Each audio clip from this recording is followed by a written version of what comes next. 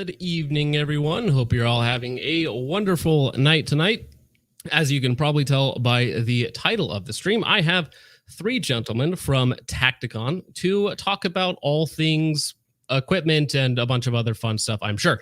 If you watched my stream last week, I went over some of their products. Jake reached out to me and wanted to have a chat live, and here we are 1 week later. Now, to get it right out of the way, I'll go ahead and do a little bit of an introduction of myself just for people who don't know me. And then if the Tacticon gentlemen would do the same, and then we'll move into our discussion for tonight, which is going to cover a wide variety of topics. So if you don't know me, I am Jonathan. I run the Focus Trip YouTube channel, which this is streaming on currently right now. I'm also the owner of Focus Shooting LLC, and I also am a contributor on gun.deals. I provide video content. So that about does it for me. All right. As you guys know, I'm Jake. I'm the owner of Tacticon. I've been in business for about 10 years. Our mission is to provide quality and effective firearm equipment for every American, regardless of their budget. That is our mission. I stand by it. I will explain all of that today because I'm sure you guys have some questions. I have experience in the military. Is he over there? I've got military experience. I was in the U.S. Army. I was in the 173rd Airborne for 4 years, deployed to Afghanistan for just over 12 months, and went to school at UC Davis. Got a degree in economics, and that's basically the entire resume. Let's just go across the table then. Sure. So everybody calls me Tackett here at Tacticon because I also am a Jacob. You can find me on Instagram, social media as Mad Minute Tactician. I've just started here at Tacticon to help with social media stuff, but my background, I spent about 10 years active duty in the United States Army, and then I spent 5 years as a career firefighter in EMT. And then I was one of the founders and primary instructors for a firefighter EMS training company called Animal House Training. So just a lot of experience in the real world using a lot of this stuff. So that's kind of what I'm bringing to the argument today. My name's Nolan. I am the social media guy here at Tacticon Armament. You see me in a lot of the videos. Just, basic background. Grew up doing martial arts, black belt in Kempo karate, and just kind of fell into being a shooter. Kind of applied all my stuff from there and just continuing to kind of learn. So a lot simpler background. And I got another gentleman in here. His name is Ryan. Ryan's also on the team. The reason why we've got some of our team in here, I think I'd be remiss not to bring in some of the people who work here at Tacticon, because there is this, I guess, kind of preconception that we are just this Chinese company. We have over 40 employees. These are some of them. The people that are in this room are responsible for a lot of our product development. Ryan, who you see behind me, is one of them. I'll let you just give an introduction, a little bit of your background. How's it going, man? My name's Ryan. I was a combat controller in the United States Air Force for 11 years. I did some contract work for the Department of Defense. And I moved back down to California, my hometown, and picked up this job with Jake through a mutual friend. Yeah, nice to meet you guys. All right. So if there's any questions about product development, these are the people that you ask. I saw some questions in the comments about why are there so many of them. This is not meant to be 3-on-1. I'm not going to make it feel like that. We'll keep this respectful. We'll go question for question. Absolutely. But I think it would only be fair that if your questions are about our products and the people in here are responsible for product development, then we are all here to answer your questions. Sound good? No, I actually totally agree with that. If you guys, everybody that should be answering the questions is, and you got one specialist guy that's going to cover one topic versus another, all of that is good with me. So 4 of you, 5 of you, whatever it ends up being, we're all good. Just whoever can answer the questions the best, right? So let's start out with this one. So we're going to start off. The first major topic that I have is going to be tourniquets. This is just a post from North American Rescue. And this is going to introduce the idea of why people are skeptical of non-legit cat tourniquets. Now, I don't just mean overseas made products. I mean something that is designed to look like an official cat, or even a soft T or a soft TW or something like that, look like an official tourniquet. So let me just read this one out real fast. So during the last Stop the Bleed course, the boys trained in the use of the various tourniquets. Of the 35 Cat 7 distributed, there were 2 clones, cheap, non-original tourniquets. The results were obvious. 2 out of 2 breaks. Watch what you buy. Your life is worth more than a little money. Now, to be clear, these were not Tacticon tourniquets. I do want to be clear about that, but this is just framing the idea that these bad tourniquets are in fact in existence. Now, last week I talked about your tourniquets, and this week they're gone. So my first question is pretty simple. Where did they go? Yeah. So I knew this was coming. You know, it obviously doesn't serve me to pull the tourniquets off of the website prior to having a debate about the tourniquets. But the reason that I'm going to give you is 100% the truth, and I can prove it. About several months ago, 3 to 4 months ago, Nolan and I started talking about, after we had tried to prove to the internet, to the world, to our customers, that our tourniquets, which I'm going to get into in great detail in a little bit, why our tourniquets are not what people think they are, why they don't fail. We've attempted to demonstrate that for months. We have gone on podcasts. We have sent them out to other influencers to be able to test. We've had nothing but solid feedback on them, including our own testing and our own QC. Now, we could not get past the stigma for the brand, and it created a black eye on the brand that we were providing TQs that we did manufacture in China. That being the case, I would like to explain why we went the route that we did, first of all, and then I will answer your question, I promise. The reason why we started making these TQs is because we understood manufacturing, even if it wasn't here. I understand that I can control the quality, open up my own molds, establish reinforced nylon plastics inside of the product, and use the same nylon that Cat Tourniquet was using, so that I could create a comparable product and offer it at a lesser price so that people could afford it, which is the entire mission of Tacticon. Now, I couldn't get past this black eye. It was bad for the brand, naturally, because I could not relay the quality. Well, I could, and we did, but people just don't seem to care, even when you produce that evidence right in front of their eyes. So unfortunately, Nolan and I had to start having a conversation about, well, what tourniquets would serve the brand well. And then let's start developing our own tourniquet that we can manufacture here and get it TCCC certified so that we can start putting it in our gear. So this happened long before the live stream that you did last week. So it is in fact a coincidence that we sold out of those tourniquets within this last week, and we will not be putting them in Tacticon kit again. I can show you the conversations that I've had with Nolan. He's got everything. I'm here with him about us transitioning over the course of the last few months. So that is the answer. That's the answer to that question. And if I could interject for just a second. So it's just go ahead. An awkward timing thing, right? Because let me pull this back up real fast. So this is today. Then we have this, which is ACK Machine, which of course is a nifty little tool to see what has and has not been removed from the website. So this is from, I think, just a week ago. So it literally was like the day after, or the day that you agreed to come on. Now, funnily enough, they are actually still on your website. Whoever does your backend stuff actually left a copy up, which I was able to find. So I can actually go onto your website right now through this bad link that is somehow up and add these to my cart. So whoever's doing your backend stuff, he did leave one up. So they are, in fact, still on the website. Go ahead and take care of that then. I appreciate that. Though they are actually still up there. Now, let's talk about, let's see, what should we do them? So you do stand behind them. I want to be clear about that. 100%. What you've sold. Can I ask a pretty simple logistics question? Is just how many have you sold? Roughly. Doesn't have to be an exact number. 100, 1,000, something. Over 1,000. Over 1,000. Less than 10? Probably somewhere in there. Okay. So a number, right? More than 1,000. Let's just say more than 1,000. I think that's fair. It became a black eye for your brand. No longer good to sell them because now it's hurting your sales, because people like I'm gonna throw you a bone here. No, you don't need first. I want to be clear. I appreciate the candor, and I appreciate you letting me know that these were still on the site. Second, I don't need you to throw me any bones. This was a business decision that was clearly made because I could not change the minds of those who would not watch the evidence in front of their own eyes and watch me demonstrate the capabilities of the tourniquet. It was virtually impossible to.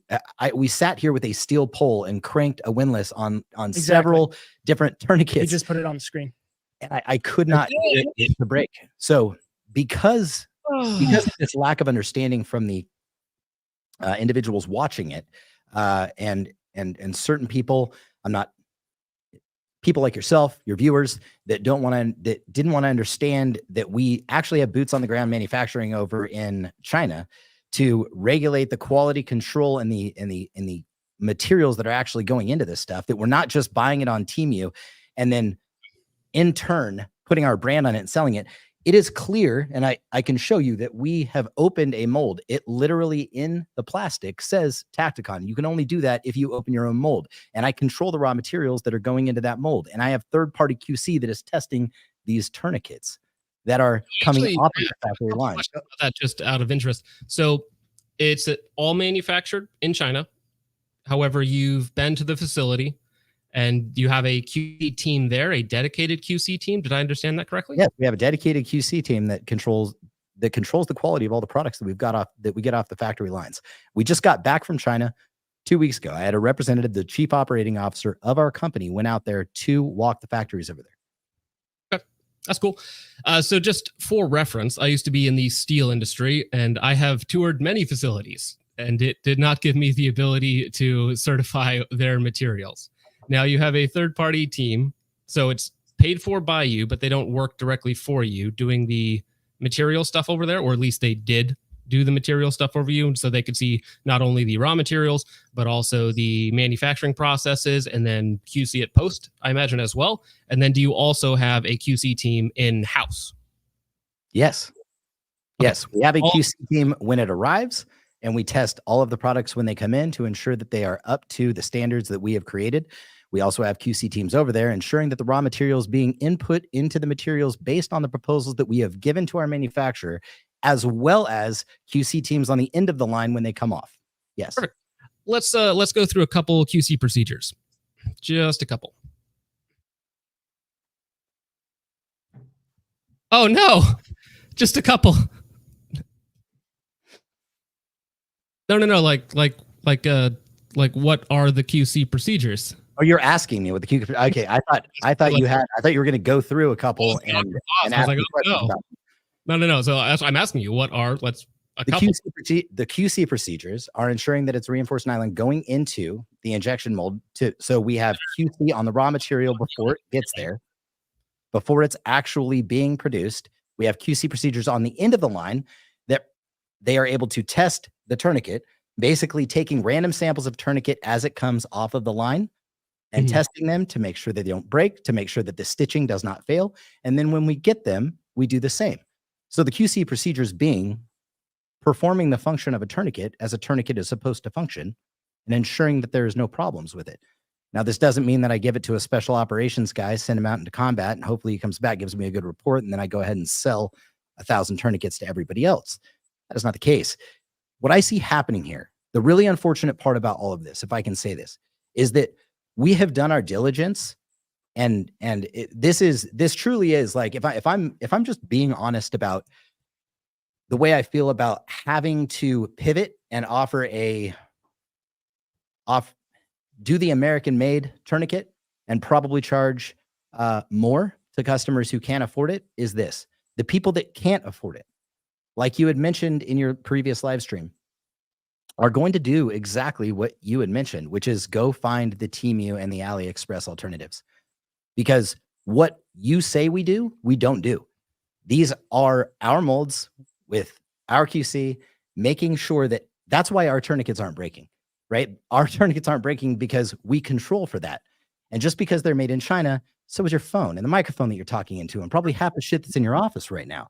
So it is not about being made in China. What breaks my fucking heart, man, is the fact that people are going to go out and find alternatives now that I've stopped selling it. And those alternatives probably are going to break because they're not going to have the QC. Ooh, that sounded so good. All right. So what is a tourniquet for? Just broadly. It has one purpose, right? Stopping the bleed. Stopping the right? bleed. That's its entire purpose, right?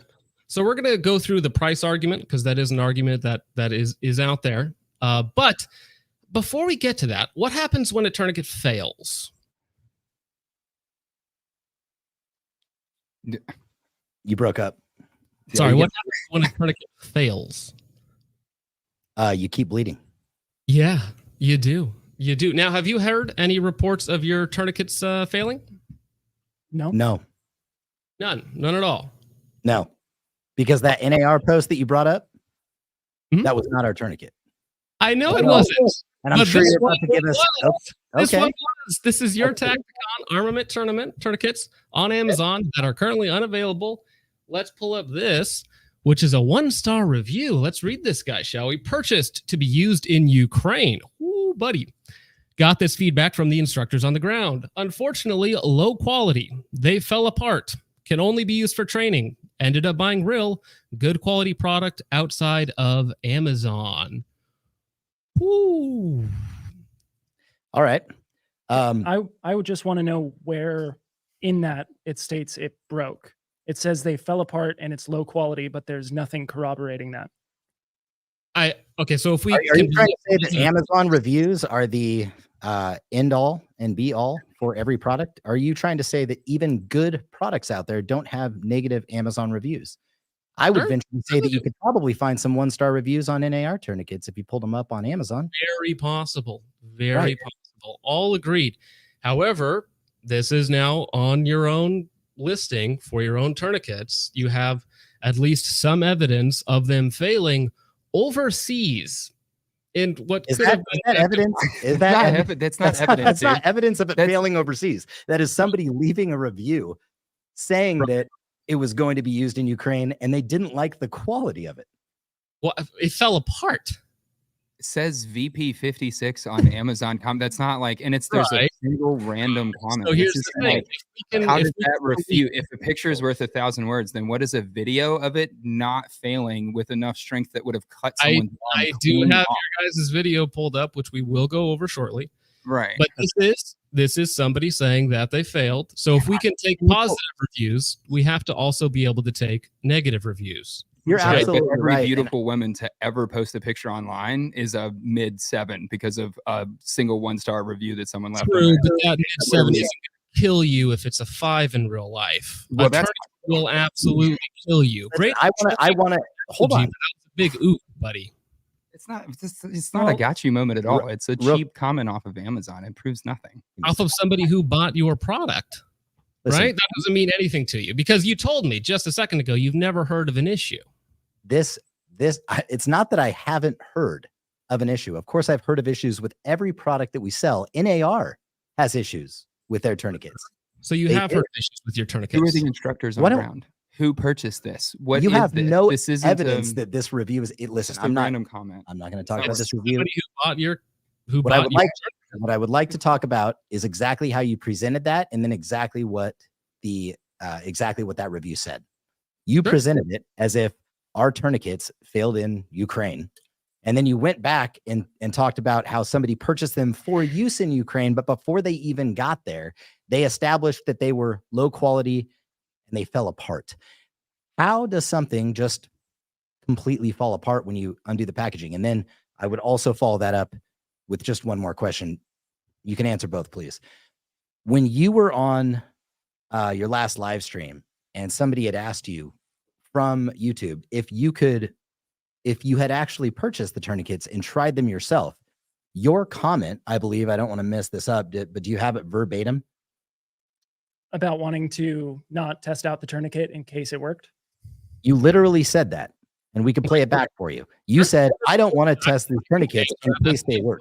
So what is, it begs the question, if testing products for your user base so that they get a good quality product is in fact your motive, then wouldn't every product you test fall into that same category? That you don't want to test it in case it doesn't break, and then I'm going to recommend it, but maybe some other ones will break down the line? That is fundamentally the reason why we test products. You can't pull all 1,000 units off of my line and test them, repackage them, and send them back out to people.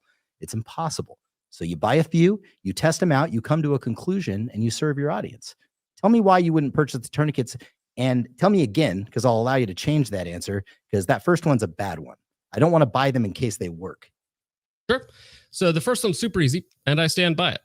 life-saving medical equipment, like a tourniquet, has exactly one use. So if I buy one tourniquet and I can't certify however many thousands you sold based off of one, right? So if I buy one and say, you know what, mine that happened to work day one out of the packaging, that's great. That's fantastic. But it doesn't mean that 2 years down the line, when you have UV exposure and a bunch of other things that we can talk about with real tourniquets, with proper plastics and all sorts of different fun stuff, that doesn't mean I can bet somebody else's life on my product sample of one. In fact, I would say that that product sample size of one is literally worthless, especially if it leads to something breaking later on down the road. So before you make that report, why don't you just ask us, even if you didn't want to buy them, why didn't you just ask us for 10 of them, 20 of them? Randomly order 50 samples and say, hey, I bought these 50 samples. I tried them all. I did a report on them, and now I'm going to return them. Wouldn't that be good reporting? Wouldn't that be much better reporting than just saying, I was afraid it would work, so I'm not going to do it? It could be better reporting, but it's impossible for me to QC every batch that you've ever produced because you make these in batches. It's very similar. If I get one good batch of material, you have one good pass with your batches, right, on the back end and through your QC processes, doesn't mean that they're going to be good later on when somebody actually depends on them, which is why I always recommend, we can go to the value argument next. That's a fun one. So when somebody goes to buy a literally only purpose in life is a life-saving device, they should spend the extra money on it because they have the track record, they have the experience, they've been doing it for much longer and making it with, much more reputable sources as well. So you're saying that me being in the manufacturing game for 10 years does not, that excludes me from being able to manufacture quality equipment that could potentially save somebody's life? No, that's not what I said, but I would trust your shorter experience much less. That's exactly, in so many words, what you said, because let me rephrase what you said. Well, let me not rephrase what you said. Let me tell you exactly what you said. You said that you would trust somebody who has been doing it for much longer. Now, how long is that? And what constitutes, in your opinion, what constitutes reputable medical equipment? Being in service since 2005, being used by the U.S. military and vetted by literally hundreds, if not thousands of sources versus... So nobody else can enter the game. So NAR, are you referencing NAR? Just the real Cat 7 tourniquets, the soft EWs, anything like that. Got it. Okay. So if NAR is in fact the gold standard for producing medical equipment, would you say that one of the factors is the fact that they are made in the USA? No, I would say that they've been doing it for longer. They understand the materials and the design because they're the ones who made it. You guys are just copying it. So you don't think that I can make, you don't think that I would be able to produce reinforced nylon that wouldn't break when you twisted it? This is a very simple product. It's a very simple product. It is nylon and reinforced injection molded nylon. That is all this is. Technically, but it also has the most important job out of anything in your kit most of the time, which is to save your life. I can accomplish the same job with my pistol magazine and my t-shirt. I don't even need to carry this. A cat tourniquet is why don't you sell blank pistol mags and a belt as a tourniquet for $15? It's you're arguing from the entire argument that you just laid out for Jake would mean that you cannot carry or shoot arrow rifles, which you openly endorse in your first video. It also means that every single YouTube review video ever is useless because the product wasn't used for 15 years in a combat environment by the guy doing the review. Yeah, so any review on its own is worthless. Yes, it's a singular data point. A singular data point. When we want to actually combine data, we need thousands of data points, right? So each little data point might be important on its own, but we need a lot of it for it to actually be useful, right? The plural of anecdote is not data, right? It's just I have a bunch of different stories. If I have 10 guys buy 10 different rifles, they're probably going to have 10 different experiences, right? But if I get 100 or 1,000 or 2,000, we might get a much more condensed view of how these things actually perform.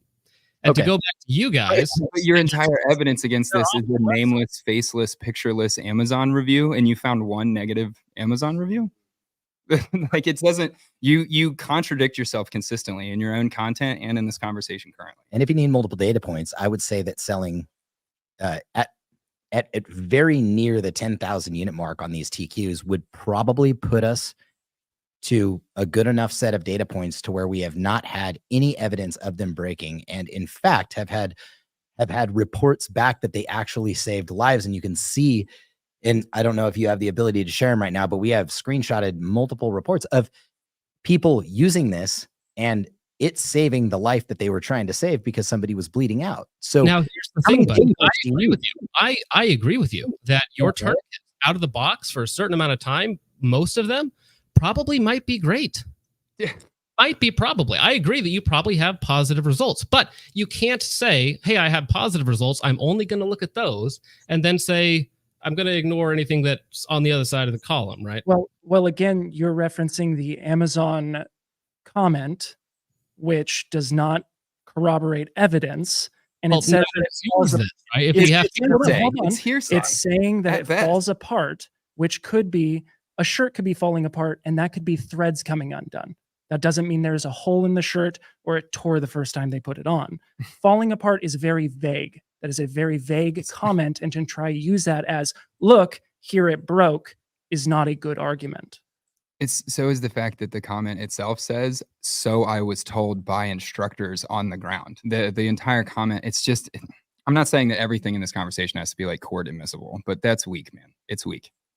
It's weak. If you had, if there was a, if there was going to ignore all bad parts, then we also would have to ignore anything that's not peer reviewed on the positive side as well. And before this conversation, you said that you had not heard anything bad about your tourniquets. Is that still true? How or was it to find that single Amazon comment? Listen, like how much if time I does said he that I have? hadn't heard anything bad about the tourniquets, I have misspoke. What I haven't heard of is catastrophic failure of our tourniquets at any point in time. That is something that I have not ever. No, I have not heard of a failure of our tourniquet at any point in time at all. I've yet to see somebody break it in the process of using it the way it was supposed to be used. You better believe me that if even one person would have sent over a video and said, hey, I twisted this on my arm just trying it out and it snapped, I would pull all products off my line. I would run through a thorough investigation of how these even made it in here, and I would recalibrate my QC team. I would have never allowed these tourniquets to remain on the market if somebody had reported back that they had snapped the tourniquet and it had failed when doing what it was supposed to be doing. Now, you run it over with a fucking truck or you twist around a steel bar 18 times and then you break it. That's another thing. But if somebody was applying this to their arm to test it out and had reported back to me that it did not work, which is the same QC that we do over and over and over again on these things, I would pull the entire line like any good company should, and I would revisit the QC process and I would remanufacture to spec. I mean, there's literally people in the comment section just saying that they're going to go shop right now. Like, it's just, it's a weak argument, man. It's a weak argument. You could find a single negative comment about absolutely any product or any human being to ever walk the face of the earth. And the argument that it didn't last long enough, you're like, did it have to get manufactured 1,000 years ago and get dug up in the sands of Egypt for it to be like field tested long enough? Like, oh, nobody made that argument. Just that people are going to use it for a long period what's of time. The definition? What is your definition of a quality product versus a non-quality product, specifically in relations to tourniquets? Because I can make a quality tourniquet out of duct tape and a handful of pencils. So what is the quality line then? As something that the average Joe can depend upon to save their life in a duct tape and a handful of pencils. I would depend on that all day long. But you say you have 10 years of experience. A wife, but little kids or something like Wrap that. Duct tape, shove the pencils in it, twist the pencils. I can explain it to you in 30 seconds. You don't need 10 years. But your tourniquets, I don't understand how that relates to the fact that you're manufacturing tourniquets, right? If you're saying you can do the same thing with the duct tape and pencils, why don't you sell duct tape and pencils? Because is this an argument that nobody should own a tourniquet? No. No. Can I answer that one? It's the same idea that it is an easier product to use, right? Just like a Kydex holster is better than leather. Leather still works.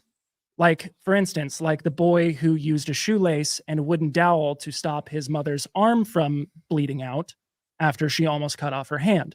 A shoelace and a wooden dowel will work, but a tourniquet works easier. Right? 100%. I agree. Yeah, that's why people buy them. That's why you sold them. That's why you answered the question there. Then that is why we sell a tourniquet rather than duct tape and Sold. pencils. But Sold. the point, Sold. okay. That is why that is exactly the point that Taco was trying to make. It was just what is quality if in fact this very simplistic product does a very simple thing and can be achieved using almost any household item. I could take this cable that's running across the desk here. I could pull it off. I could tighten it up and I could stop my blood flow. I'd be happy to do it right now. I could pull my belt off and do the same thing. I've got a flow monitor so that I could stop blood flow with the cat tourniquet, with our tourniquet, with my belt, or with fucking name it. And I will stop my blood flow and I will show you the monitor at the same time. What I'm trying to tell you is it's not complicated. Now, Cat will make you think it's complicated by coming out with Gen 1, 2, 3, 4, 5, 6, 7. You know what they call this? You know what this red tip is on their website? Red tip technology. It's marketing. Technology, which fair enough. It's marketing. It's great. I've got no issues with that. But there is no technology in the red tip. It is just a fucking red tip. It is a tip that they have colored red so that you can see it when you're feeding it through the buckle, which is fucking great. And I get it, marketing, but it doesn't bring it up to $35. But I'll tell you what does bring it up to $35 or $30, whatever the fuck price anybody else is finding it online right now for, which maybe even less than that with some particular discount. Government contracts.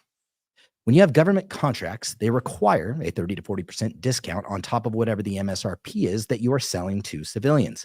So if they need to make their pound of flesh, which is probably a 50% margin as any manufacturing company would, that means that they would need to sell this at maybe they're making it for $10 or $8 and they have to sell it to the government for 16 to 18, which means they then have to sell it to the civilian market for $30. Does it make it a $30 tourniquet? No. It doesn't mean that it should be. It just means that they have government contracts and they probably can't sell it any lower than that just based on the contracts that they have. Because as you mentioned, since 2005, they have been supplying these tourniquets and they've done a great job at keeping people alive with them. I'm not saying anything bad about the cat tourniquet. What I am saying is there's an alternative for those who manufacture these that don't have government contracts. I am not beholden to a price. I can sell it for whatever I want to. And I know you wanted to talk about value over profit. I'd be happy to talk about that right now because that's what we do. I serve the American citizen. I don't serve the government. I don't serve the government. Therefore, I'm not beholden to the government. They cannot tell me what I can or I can't sell my products for. Have I had contracts with local police, things of that nature? Of course, we have done things like that, but only after I vet that sheriff's department and make sure that they are actually allowed. Are you allowing your citizens to arm themselves? Are you signing off on CCW permits? Sweet. I'll do business with you. I'll provide you with body armor. Will I sell body armor to people in New York? I can't because it's not allowed. So will I sell it to police in New York? Absolutely fucking not, because they don't arm their citizens. That is the value, not just the value of the product. It is the values of the company that we put over profit. I will not do business with people, with government entities, if they don't allow their citizens to arm themselves. And when you joke around about values over profit, when you're going through our Instagram, I get it. Like, it's funny. It sounds kind of goofy and it's cool to poke fun at something like that. But there is a earnestness that underlies that. And I wish people would truly understand how deadly serious we are about being able to arm our citizens instead of the government. It genuinely shouldn't be mocked. We all like to have a good time. You've watched our videos. We're fucking idiots. I completely agree with you. We're fucking idiots. But it is a means to connect with the audience, to kind of like attach ourselves to their attention so that we can then start talking about how serious this Second Amendment thing really is. And we hope that just come for the fucking autism, come for the absolute chicanery, but stay for the message. You know what I mean? And that's what that whole premise of value over profit is. I hope I can have relayed that well enough. Sure. So let's talk about the price difference between a real cat tourniquet and your guys' tourniquet. So I think you guys had them on the website for about $15. You can commonly find cats for anywhere from 28 to 35 or so. Okay. So there's about a $15 price delta between a legitimate certified tourniquet. MSRP. All right, go ahead. MSRP. But we consistently have 25 to 50% off sales right now. As a matter of fact, there is 50% off on the site Right, there is. Yeah. You have a 50% off sale right now. Right before now. So that because $15 this tourniquet is $7.50. No, section. not anymore. What I'm saying is someone ruined all the fun. what I'm trying to say is when that tourniquet was up, when we ran our last 50% off a week ago, it was a week and a half ago, rather, because you came on when we had a 25% off sale, 24% off sale. And literally one day prior to that, I had a 50% off sale. So at any point, it would have been either $10 or $7.50, right? Because that's or 12, 11 or 12 bucks. Okay, so it's a third of the price of a cat tourniquet. A whopping $20. Now, something I did want to talk about when it comes to tourniquets is who did you have actually do the certification? The certification, the government certification. Yeah, I have an email from you guys about the certification. Apparently, it was done by a Don from Protection Plus Tactics. Is that correct? Yeah, Don from Protection Plus Tactics trains TCCC, is a TCCC certified instructor. I'm a TCCC certified. Right. So he was using our tourniquets in his classes and supplying them to his students. Sure. So a TCC EMT is not somebody who's able to certify tourniquets. That doesn't say that he's certified. I didn't say that he was the CO TCCC, who is the entity responsible for certifying tourniquets. It says an EMT who was TCC certified and gave the approval for your medical gear. That doesn't say that he gave a TCC certification to the product. You know, I'm not talking about that certification. Just he's the one who like approved your gear. Basically, if I said TCC certification, I misspoke there. I just mean he's approved your gear. He's one of many medical professionals who used it and validated that it would in fact stop the bleed consistently every time. Okay. So you had an EMT. He's the guy who did most of the back end type stuff on your actual finished products, like in real world use, let's say, even if it's in training environment. We've had EMTs use this in training environments and use this in real environments and give us reports back that these actually work.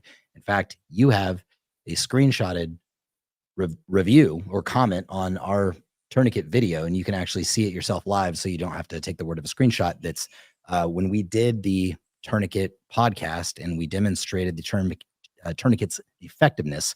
Somebody commented on that the EMTs came out and were impressed that they were carrying tourniquets and were impressed that their tourniquets had saved the life of the individual that they were out there with. And do you want me to put that up on present share screen? Yeah, share screen. I could add it to the, because I'm pretty sure I know the one that you're talking about on that. Okay, let me find it here. It's in my list. So we do not have, I guess I'm trying to figure out what is the question. Like, who are we having say, yes, these will work? Well, this email from your customer support team, again, I don't know exactly who said it, does state that this gentleman, Don from Protection Plus, who was an EMT, who was TCC certified, not giving you a TCC certification, gave the approval for your medical gear. Yes, he did not, I was not seeking approval from him. What I was doing was I was seeking efforts from people who knew more than me in the subject of, hey, would you mind trying this? Would you mind using it, carrying it for some time, giving me feedback on it, and then giving me a green light, or I suppose approval, you're right, an approval to move forward with this to the market. I will concede to that. Yeah, I was looking for approval from professionals to proceed in the market with these. It doesn't make a point. Here, like you consulted with professionals and professionals agreed that it was a quality product. I don't know if we're agreeing on this or disagreeing on this. That's what I'm trying to figure out. You agreed with the email, so that's the information that I have. So I don't have anything against that. That's okay. That's the gentleman who used to approve it. That's probably not the right one that you want me to add to stage. Yeah, so I'm trying to get that here. Sorry. All right. So because when it comes to all this stuff, it's all expensive, right? We got, let's say even on the cheap end, we got a $500 rifle, we got $100 worth of optics, we got $100 worth of magazines, as much ammo as we can afford. The cost difference between a real tourniquet and a non-real tourniquet or just one that's made to the same specs? Let's say I'm going to give you that. Like, let's say it's made to the same specs, right? $15 to $20 price delta. I think personally, this is my personal opinion, that the track record and the years of development, you go through the different generations of cats, but the reason they have those different generations is from real field improvements from being used literally over the last 2 decades by tens of thousands, if not hundreds of thousands of people. So the price difference between a, again, legit cat tourniquet is about $20. Personally, I believe that your life is worth more than $20. Okay. And I'm not going to negate the fact that you feel that way. I can completely accept that argument. I can. I accept the argument. It is my opinion, if I'll just rebut that, our tourniquets will do the same thing that their tourniquets do. However, if you wanted to have a company with the track record that NAR has, which is actually not an NAR tourniquet, it's a combat tourniquet. What is it? It's Cat Resources. Cat Resources LLC, and they just have an exclusive with them. Now, it's my opinion that they do the same thing, right? So I couldn't imagine paying so twice as much money. It's literally just as good. What's that? It is your opinion that it is just as good. Yeah. You know, what's funny is I know that people don't like that, and people have been throwing that just as good thing around, right? I'm actually okay with that. How would If you? we are just as good, if I'm just as good as something else, and I'm half the price, you have a choice of one tourniquet, right? You or your loved one is bleeding out. You have a legit cat tourniquet and your tourniquet. You are saying that you would treat them both the same. You would just grab whichever one is closer, right? Yes. I am 100% saying that without equivocating. I am saying I would trust my tourniquet just as much as I trust the NAR. If it's my loved one bleeding out on the ground, I would grab the closest tourniquet to my body to ensure that I stop the bleeding as fast as possible. I'm dying. I just want to poke in. Do you see the? Is that there? Yeah. Am I doing that right? I got to throw some at this. I don't think that's the one you want. It's not anything bad, but it's just us. Oh, okay. So I'm messing something up then. Yeah. So you can compare tabs and windows and different stuff. Yeah. Okay. The argument that you're making it that there cannot be a lower price. Oh no, I never said that. I never said that. No. Okay. That's the only conversation that we're having. Of a cat is worth more than $20, especially when it comes to my own life or especially the life of a loved one, right? Okay. So, but my personal opinion is that arrow rifles have terrible gas blocks, gas systems, and buffer springs, and I would never use any of those things on an arrow rifle. But you obviously disagree with me and like that rifle. So my opinion doesn't necessarily make that rifle not good. It's just kind of opinion based. But you're making an argument that companies like Arrow should also not exist. You were close. If you had saying that only Knight's Armament can exist and no other rifle. That was not an arrow. It had an arrow handguard and an arrow upper. However, the arrow handguard can exist. You're making an argument that no lower priced item can be on the market if it isn't DoD government approved used by $30 tourniquet. So what is the line in the sand? If we were talking about for thousands of dollars, $20 to me, even me who's a relatively poor person, I have a wife. So many times. What is the line in the sand that you will dip in price before you think the quality has gone? What is the line in the sand? Because why do I have to buy the most expensive equipment that has to work the first time that I try it, maybe years down the road even? Like literally doesn't matter. Like your arrow handguard, there is a unit that works that has been tested in combat, out of combat by tens. That argument, dude. So your entire arrow rifle doesn't. Your arrow handguard. Calling it an arrow rifle because you don't know what it is, buddy. It's a Criterion rifle. That's great. You have a Criterion barrel with an arrow handguard, something that you built at home. Are you a certified gunsmith that built that rifle? Did you test that rifle in combat after you built it? What's your line in this? I'm not a combat person. I don't claim to have that sort of certification. And if I sold that rifle telling you that it was just as good as the same build, it's not a good faith argument. So it's impossible to debate with you. You have a bad faith argument, so you can't debate because you just change your answer and skirt every time that you're presented with something that you don't of course. No, I'm answering your question. So explain the arrow handguard on a Criterion barrel. That's what the customer wanted because that was actually a customer's build. But you are using it on your social media stuff and recommending that product. Have you ever seen me recommend that? Have you seen the video on it yet? Dude, you're terrible at this. All right. Listen, I want to come together. I want to bridge the gap here real quick with what you said. I completely understand that you and those like you, and that's not an insult. It's just you and those like you who think like you.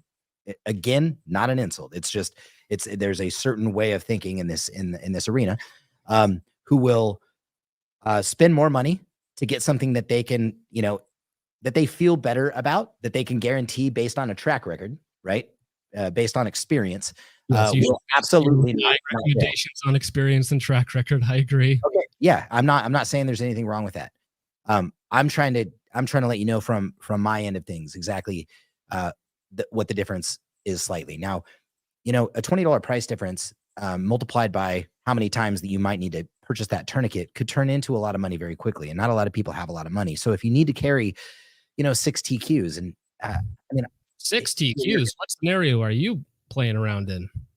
Okay. I'm not talking about on your person. I'm saying maybe you have one in your home. You have a home, you have a car, you have your body. Maybe you want to give one to your spouse, right? Mm-hmm. So if different people in your life mean a lot to you and you're purchasing multiple pieces of equipment for multiple people in your family to be able to protect them or help them if something bad happens, it can get expensive very quickly, especially that $20 price point. It might turn into $120. It might turn into $200.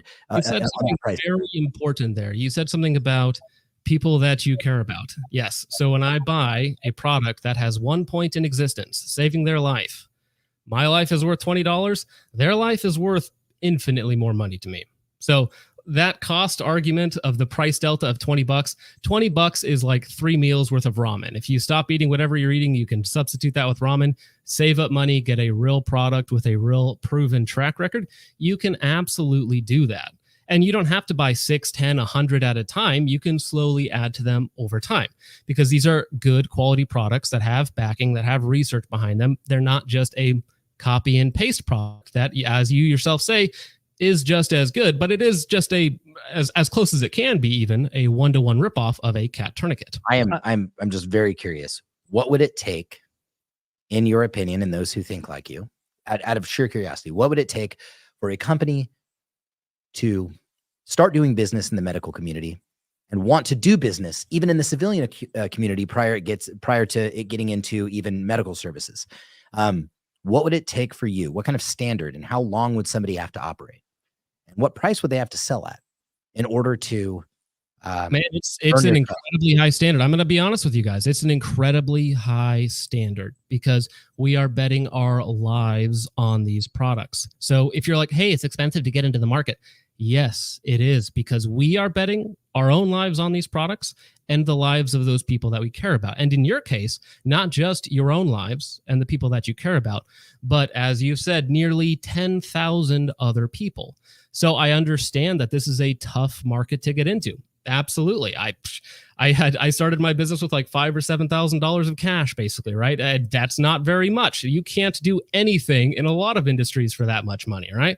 So I totally understand that these are difficult to get into, but the consequences for failure are death. I would like to jump into this argument here because I agree with you. The consequences are death. If a tourniquet were to fail, somebody might die. That is a possibility. Now, you were speaking about track record, proven track record, being fielded in combat, all these different things. Glock is a great example of this, right? Mm-hmm. Glock has been in combat zones. It's known as one of the most reliable handguns on the market, right? Right? Sure. I mean, that's a colloquial reference to them, yeah, 100%. So, for sure. Right. I have had very good experiences with Glock. Most of the people I know have had very good experiences with Glock.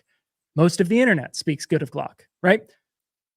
The point I'm getting at here is even with their track record, they have still produced firearms that have gotten into the hands of people. And we can all agree a firearm, not only can you use it for fun out at the range, but it's intended to save your life. Sure. Have jammed. 100%. 100%. So should we boycott Glock because they produce a life-saving? Go out and buy a Canic for 1/2 the price, but 6 months later, after I've done the review, they start blowing up on people. Oh, buddy, we better fix that problem. And again, so Glocks have a track record. Do they still have failures? Absolutely. But we can look at their failure rates to something like a P320, and we can see that for whatever reason, I don't know the reasons why, but for whatever reason, we can see that these Glocks have performed better over a longer period of time. Not that they are perfect. Nobody is saying that any of these brands are perfect. Thank you. Okay, Thank you so- for saying that, because that's what I needed to hear. So you're admittedly that nobody's brand is perfect, including mine. And I shouldn't be able to, if I were to control the exact material going into the mold and I was controlling the output of the QC and the QC when it arrived. Are you saying that I wouldn't be able to nail down with almost perfect accuracy, because nothing is perfect, a tourniquet that doesn't fail? I have no idea whether or not you are capable. You might have toured your facilities overseas. Now, the problem with overseas facilities is, like, if you have, as you guys do, you have your own manufacturing complex in-house, correct? So you guys can walk down the hallway and be like, hey, that guy's not doing his job, or that guy is doing his job. Overseas, you're relying on not your people, not your own eyeballs. The materials, pretty rough to get all of that down. You might have a third-party team there, but now you have a interference layer between you and the actual product. So when these guys who have been doing this for a lot longer have a much tighter process, a much more refined process, manufacturing, QC, all of it out to the end user, they've been doing it for a lot longer. I would say that theirs is better. Do they? Okay. So that's have you checked the import records for combat tourniquet? Cat Resources. I believe you have the records for imports. Go for it. Oh, can you the share import those? records? Yeah. Import Yeti on NAR, right? Yeah. No, not just NAR, but also Cat Resources. So- Cat Resources imports their combat application tourniquet from Germany, or at least their last shipment was from Germany. So they're importing their records from Germany. Now, Germany's records are sealed as far as importation goes, so we can't see where they get them from there. Now, if they are in fact imported from Germany, which they are, because I can see their import records and it clearly says tourniquet from Cat Resources, then why would they have it on their website that it was made in the USA? Are they so disconnected from their manufacturing processes, where it's manufactured, to truly do that QC that you're talking about? Or are they just lying? Because there seems to be a disconnect from their own manufacturing on even where it's made, let alone how it's made. Now, there are a lot of different moving pieces here that are interesting. So it is very difficult to tell what exactly gets made where, right? It's kind of nebulous with a lot of these companies, right? I don't have access to their direct records of what's in each shipment, where it goes, when it was manufactured, who the actual manufacturer was. All of that gets very grainy. However, Germany is not China, right? And again, we don't know what parts they were even getting from them, right? They could be importing packaging from China, and you could they were importing tourniquets from China. Because if it was packaging, it would have said packaging. It wouldn't say combat application tourniquet. And to your point, that is fair. Germany is not China. Yeah. But now here comes the question. Why is Cat Resources importing their product from Germany and stating it's made in the USA? I mean, that could be, as you guys said with your own website, you still have a tourniquet copy up because your backend guy just missed one. Not a big deal. If there's a literal typo, or at worst, bad marketing or deceptive marketing on Cat's side, then that's something that also has to be called out. And again, so my argument has never relied upon where exactly they're made. It has to do with their track record and their history of it being their own product that they've improved over the last 2 decades, again, being used by tens or hundreds of thousands, if not millions of people, to be fair, all around the world. Like, it's the amount that they have made has got to be absolutely astronomical. It does in fact go into your argument, though, because your argument was, if they're making it over there, but I'm over here, how do I know? Now, same applies to them. If they're making it over there, but they're over here, how do they know? Well, but do they have a dedicated factory and a team there that does it, right? I can talk to you guys because you're here. I don't have their team on to talk to them about it, right? But what I can look at, what I can know for sure, is their track record and history, which is why we pay money for more things sometimes, especially when it comes down to, again, the only reason these tourniquets exist in the first place is to save someone's life. And how does somebody get a track record in history? By decades of use, basically. Where do they start? It's a you cannot fake it. There is no way to fake it. Where does it start? Where do you start though? How do you start? That's my question. Well, so here's what I would say. You guys are basically copying the Cat 7, right? As close as you can, for better or worse, right? Because it is a great design. It's fantastic. It does what it's supposed to do, the Cat 7 design. You guys are trying to leapfrog off of their track record and saying ours are, as you said, just as good. I would ask you if you had a problem with clones, like PSA's Dagger, making it affordable for people to own firearms that couldn't normally afford them, but I know how you feel about PSA. I haven't had any experience with the PSA Dagger. Just to answer your question, I haven't had any experience with the PSA Dagger. I don't love PSA as a company, but I also don't really love most Glock clones in general. Just they're kind of like, I don't love Glocks to begin with, right? I'm not even a Glock guy. My main gun is a Glock because it happens to be reliable, but I don't love to shoot Glocks. It's not my favorite thing in the world. So a knockoff of a Glock is just not that exciting to me. Is there anything else you wanted to add? I think on the TQ situation, or we want to move on from that. I do have one thing to just add into that conversation about tourniquets. The guy that you had on with you in your live stream said that. Oh, that's right. The Cat TQ from NAR, he said that this portion was Kevlar, which you nodded your head to and agreed. This is not Kevlar. Where were you guys getting that information? Sorry. This portion right here that the windlass is attached to. Oh, the actual tensioner band? Yeah. Okay. Yeah, no, if he said that and I nodded to him, it probably was because I wasn't paying attention to him. Because Gary's his own man. Okay. All right. And well, just for your audience as well, he said that and again, I understand this is towards him. This is not necessarily, but you agreed with him. He said the Cat windlass would not bend. He just said straight up that the Cat windlass won't bend. Well, here I am bending the Cat windlass. Mm-hmm. Right? It'll bend. And then he said, I don't know what that proves, because it is, I have a real Cat tournament here with the gray, and it is supposed to bend. I mean, it's supposed to have some give, of course, right? The point is when you have an Amazon ripoff, like I happen to have here, new out of the box, the problem with these is that they tend to bend incredibly easily, right? I mean, you could do that one-handed, basically. It is full, right? Because they're garbage. Well, that is not our tourniquet, is it?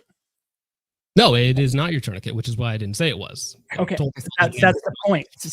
That's the point. Is we have gone to the standards to get nylon injected polymer here, and it does not bend to the same standards as the Cat. I mean, as the Amazon special that you have.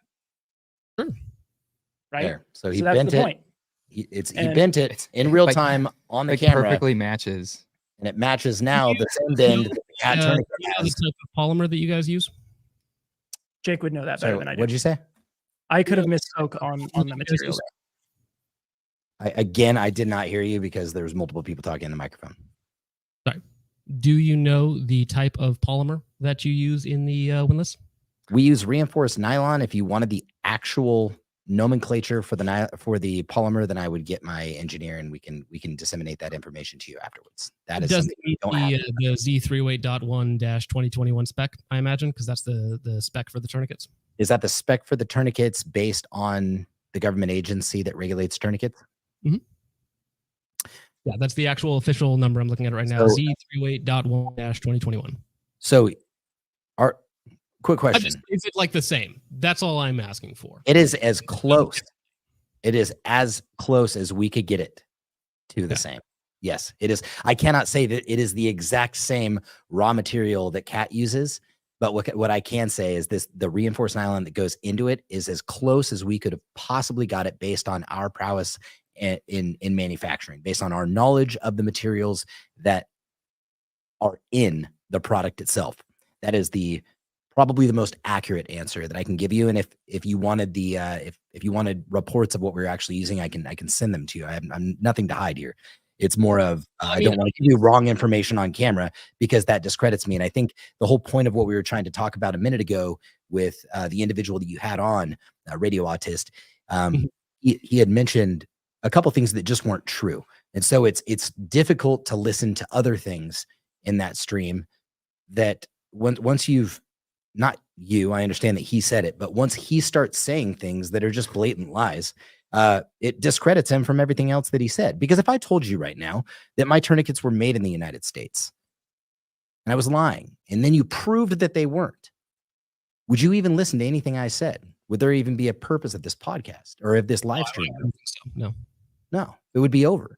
And that's kind of why, I'm kind of glad you didn't bring that dude on, because there was a lot of things that came out of his mouth that just weren't true. I mean, it was just factual statements that, that should be factual, that should have had a little bit of research if he were to boast that to the internet. And we proved it wrong in less than 30 seconds. I like Firearm and Fitness comment there. I have seen cat and soft tees break in classes as well. Sure. Yep. And I mean, when we see failures happen, which we all agree that products have failures, right? Where nobody in this conversation has said anything is perfect.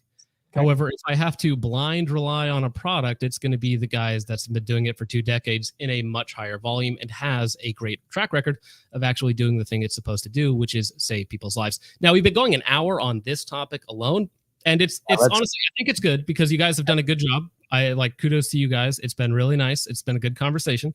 But it's kind of a moot point because the tourniquets are gone. Right. Yeah, that's it. Yeah, we're working on creating a new style of tourniquet. So yeah, so it is. So that is what's coming next from you guys is you are actually going to be developing a new style of tourniquet or a cat style tourniquet just in-house.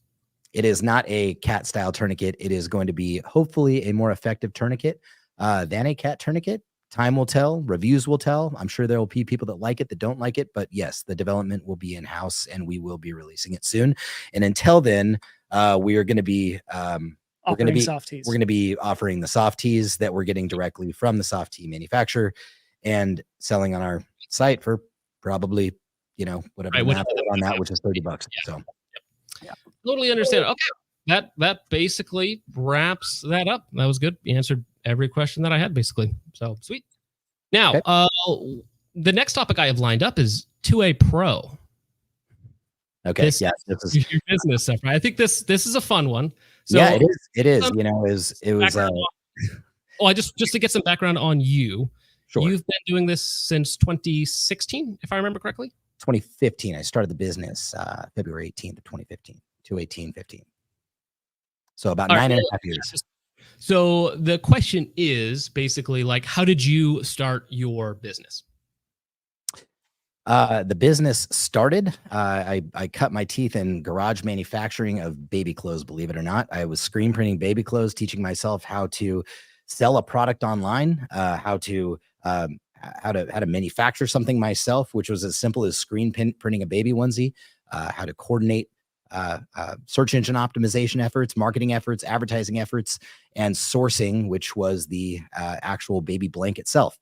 That's where I ultimately cut my teeth back in 2013 and then went from onesies to gunsies over in 2015.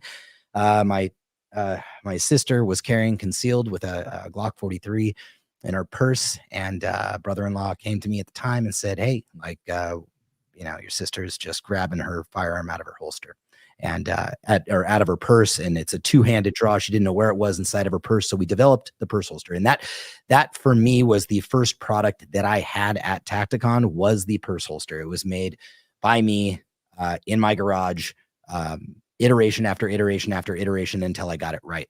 And the first product that I gave it to, the first person that I gave it to rather, was my sister, because she was the one that didn't want to go buy a concealed carry bag. She would much rather carry her, designer purses and use a holster that sat in the same place where she could draw it at the same time whenever she needed to. So that being said, first product was the holster in my garage. I made them in my garage for a significant period of time. Charged about $40 for the product until I could not make them myself anymore. Then what I did, and also other holsters as well, I began to start making other thermoplastics goods, as many people do in their garage. And at some point in time, I could not keep up then what I did was I leveraged overseas manufacturing. I found an injection molder overseas, like many people in America do. And we injection molded the plastic to make the purse holster. That brought my made in-house with my own labor from $17 per unit with no packaging, not even assembled, down to $3 per unit landed. Then what I did was I lowered my price from $40 to $20 and was able to sell literally 10 times as many and get them into the hands of more people, of which I used that revenue to buy CNC machines and different production level machines, vacuum forming machines in-house to bring holster manufacturing back to the United States. So it went full circle. I made it myself, and then I used the extra profit that I made from overseas manufacturing to leverage me into the equipment that I could again bring back here to start making them myself. And that was Tacticon kind of full circle in a nutshell in 2 minutes or less. Yeah, that's okay. where it all started. That's a good lead in for this. So basically, moving on to 2A Procast. What is it and what does it do? 2A Procast or the 2A Pro course? Oh, sorry, the 2A Pro course. Okay. I was like, that's our podcast. So we just talk shit. When I first got started on my journey, do you have an education? Like, have you gone to school? I'm sure you have. I'm sure you have a degree of some sort. Bachelor in economics. Yes, sir. Wonderful. So do I. So did you go to school to be able to learn new skills, educate yourself so that you could then kind of streamline the next position that you were going to achieve in your life? I mean, that sounds really nice, but 18-year-old me was like, I want to hang out with my girlfriend and hang out with friends. How much did you spend on college? Oh, probably too much. Geez. $4,800 a quarter, I think, times 3 minus, because I did 2 years of community college first locally, and then I went over to a 4-year degree. So not as much as some people, but probably too much. Yeah, fair enough. Fair to say tens of thousands of dollars, if not into the 6 figures, with housing and plus the opportunity cost of not making money in the process. No, I worked. I've worked since I was 10 years old. Fair to say tens of thousands of dollars. Possibly. Between books and tuition. Okay, so here's the purpose of this 2A Pro course. It was something that I wish I had when I started. I didn't have a mentor.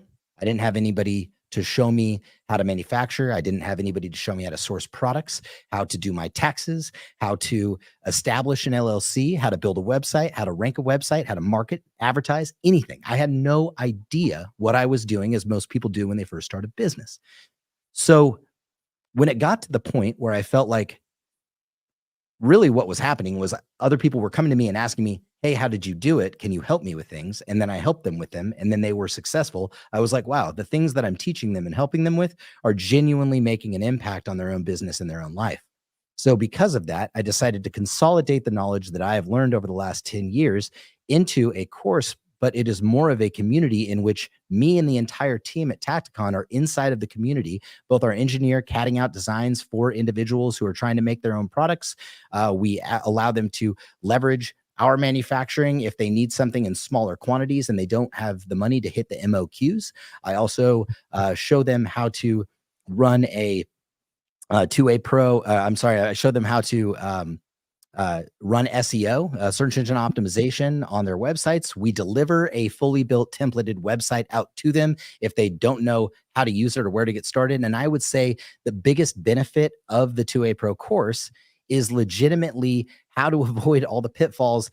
I've made some very expensive mistakes that cost me several months, if not years, and hundreds of thousands of dollars. Mistakes like getting the wrong payment processors in place, not going through the proper legal protocols of doing A, B, or C, right? And the point of the course is to streamline and straight line them into a position where they can be making money and making a product and building a business and building a brand as quickly as they possibly can.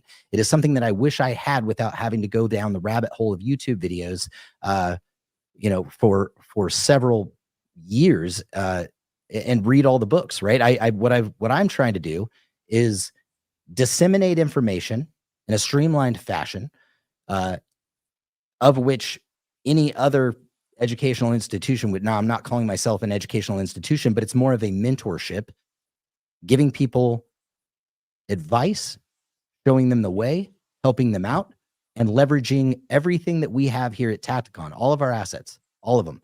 If somebody wants to manufacture with us, through us, that's fine. If they need leads on my suppliers, we give them to them.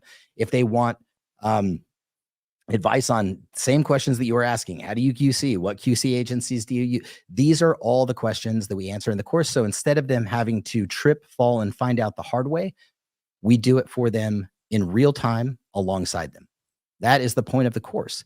And one thing that you read that I think you misread when you first started reading the email in your last live stream was the 10K in 10 days. So I would be happy to explain that because I'm sure you have questions on that.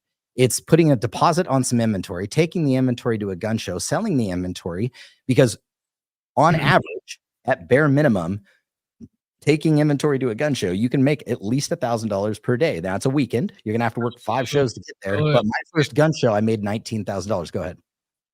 I just got a couple questions. So let's walk through this page that I pulled up. This is the 2A Pro Enroll page. This is linked underneath most, if not all, of your videos. I don't want to say all, but at least the few that I checked. And it has this countdown, 3 hours, 21 minutes, and 1 second. Well, it's counting down, right? So 3 hours and then 50% off ends. Is that real? That is is that real?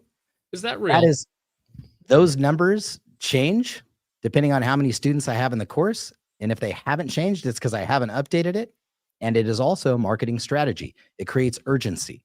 Advertising and marketing, you create urgency to purchase. So because it's essentially not real, because I took a screenshot this morning, 5 hours ago when I woke up, and it just resets from 3 hours and 25 minutes every time you click on it. So it's not real. It's always 50% off, but it's a marketing thing, right? You pretend you're giving them more value. Let me reply to you right now. It is not always 50% off. I have a threshold of students that I'm able to keep in the course.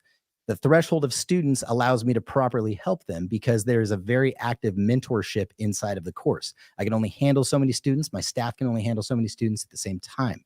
So what I do is I thoroughly go through the course. If people are inactive and they are not doing anything, then what I do is I will keep the course open, and it is without fail that people will enroll in the course and be inactive. If I reach out to them and I say, hey, why aren't you doing anything with this? Why aren't you, are you busy? Are you ready to start now? Are you not starting? I see you've only logged in 2 times. You haven't taken any of the modules. A lot of them say, yep, life got in the way. I'll be back later. Don't know when I'm going to be back. Or yes, I plan on doing this in 6 months. Then I will allow more people into the course so that we could properly service them. That is the entire point of us doing that. The urgency, though, is manufactured. The urgency in that respect is manufactured because it is a marketing truth that if you create urgency, it will improve demand. So this. It's the same thing when you leave something in your Optics Planet cart, they send you a discount code. Absolutely. But this is like telling you if you don't get it in the next 3 hours, like next 3 hours, it's going to double in price. No. And so we're not here's about the thing. a couple of bucks or like a 5% discount code that Optics Planet might send you in an email. We're talking about what appears to be $800 off of your Pro Elite and $400 off of your course and community. But when the course hits a critical people's minds, when they look at that, they're like, oh, dude, I can barely. And again, you say it yourself, you focus on people who don't have a lot of money to begin with. So if they're already struggling, it's like, well, I got to get it now because if it goes up to $800 or if it goes up to $1,776 base number, but I'm not going to be able to afford that later on. I agree that this works, but what I also say is that it seems pretty scummy, right? We agree that this marketing tactic works. You yourself say it works. I believe you that it works. It just seems a little scummy. Okay, so let me tell you the reason why, because I can't relay all this information on the sales page.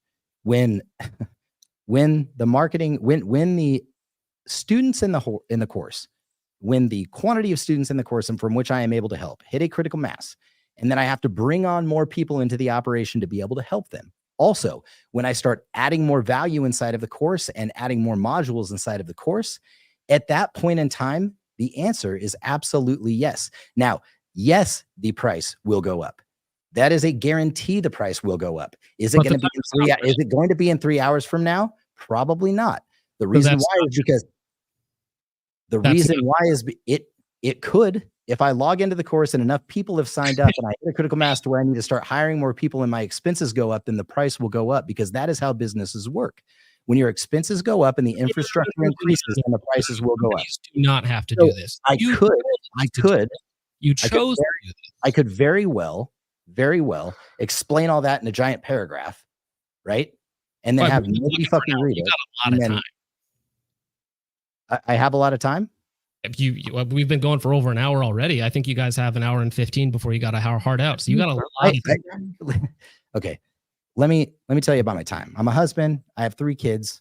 I run a $20 million a year company, and I'm trying to help students in the 2A Pro course. The last thing I have to do is time. The last thing that I have is time. What I did was I made time, and I made time at the sacrifice of other things that I had to do so that I could get on here and defend the brand and the mission in which we stand by, the brand and the mission in which you are trying to tear down for God knows what fucking reason. I have no idea what you're trying to do, but it doesn't appear as if it is real. The thing that you're doing seems just as scummy as of the things that you're accusing me of doing, because what I am actually doing is helping people. Let me ask you a question. How many people do you genuinely help? How much money does your business make? How long have you been in business, and what kind of revenue are you doing? What kind of employees? How many Americans are you employing? How many different 1099 guys out there whose lives that you have changed based on the things that you're doing? Because I have dozens of people that we employ here in the United States. I have added value to the Second Amendment community in more ways than just going around and bashing other companies. So my question to you is, what do you make? What do you produce? What do you make other than content that is people like other people over the talk coals? About their stuff? I gave you a chance to defend your 2 Pro. You still get a chance to talk about it as long as you want. This show employs 3 people. My business provides for myself, my wife, my 2 kids, soon to be 3 kids. My wife is 39 weeks pregnant.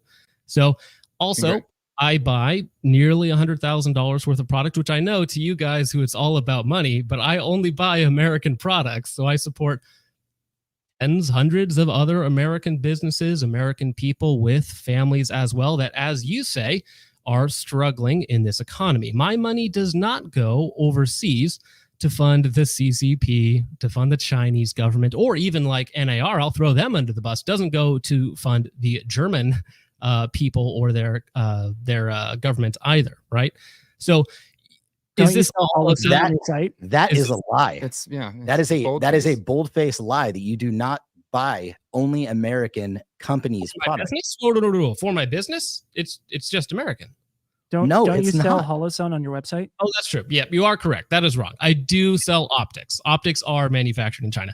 My uppers is like 99% of my business. So you are right. 1%, maybe up to 5%, depending on what I'm doing, is optics, which are manufactured overseas. That is a fair point.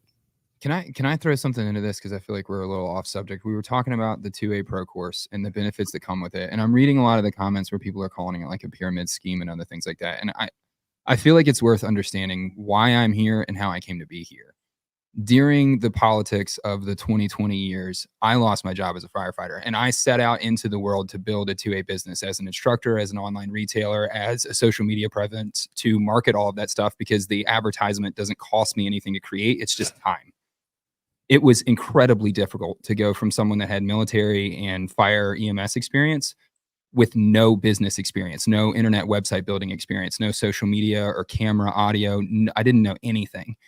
Jake and Nolan have both been people that have helped me get to where I am through personal financial help, as well as just like being able to get a hold of them and contact them to grow and build in the industry. They have a proven model that does millions of dollars a year, and he is spending his own personal time as well as opening the doors to all of his other employees. When I'm here working during the day trying to get things done, I'm consistently interrupting someone who is on the phone with a student from the course learning how to do this business. So it is an endeavor of what he already does in his personal time being paid back for the time that he's investing into the students. Like, his time is worth money, so he charges money for the course. But I am the product of him doing it for free. And so is basically every other employee here at Tacticon. Like, I think So to you call it pay a him pyramid for the scheme and honor. to continue Now, going after Can his I like can I ask integrity you is to just cheap. define a Cheap. pyramid scheme for me? Because I you called have it never to said the word pyramid scheme. That is getting thrown around in the chat, not by me. it was on your last live stream. Yeah. You it's you guys literally called it a pyramid scheme. Like, your exact If we words did, were a that seems pyramid like the wrong terminology for this. This is just like and what would you call it? A mentor relationship. Basically, you pay $800 one time plus $20 a month, and you get to be in this mentorship program, and it gets some of the things listed down here. Now, going over some of these, you get a website, you Which get is like you get thousands of you get a dollars worth. domain, you get access to my entire team. How much does it cost to build a website? Are you man? familiar with about $99 to build a Square or a Wix website.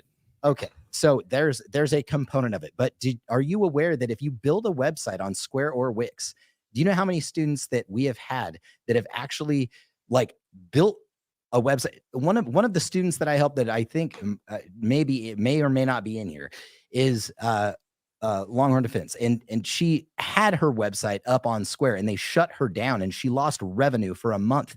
And so it was through my mentorship that I pushed her over to WordPress, because it is a open source platform in which you can actually build firearm friendly sites. This is something that these are the pitfalls that I help people avoid, because you just said Square or Wix. Those are not 2A friendly platforms. The second they figure out what you're doing, what your mission's about, the fact that you're selling firearms, they will shut your shit down. It has happened to multiple people that are actually in the course that were looking for some other way. And there's not only that, we host it for them, we provide their domain for them, and those are just some of the things that you get. But more of the fundamental mentorship and the guidance is access to our entire team. Are you aware of what consulting costs in the industry? Just hiring a consultant to do something. It is incredibly expensive to hire consultants.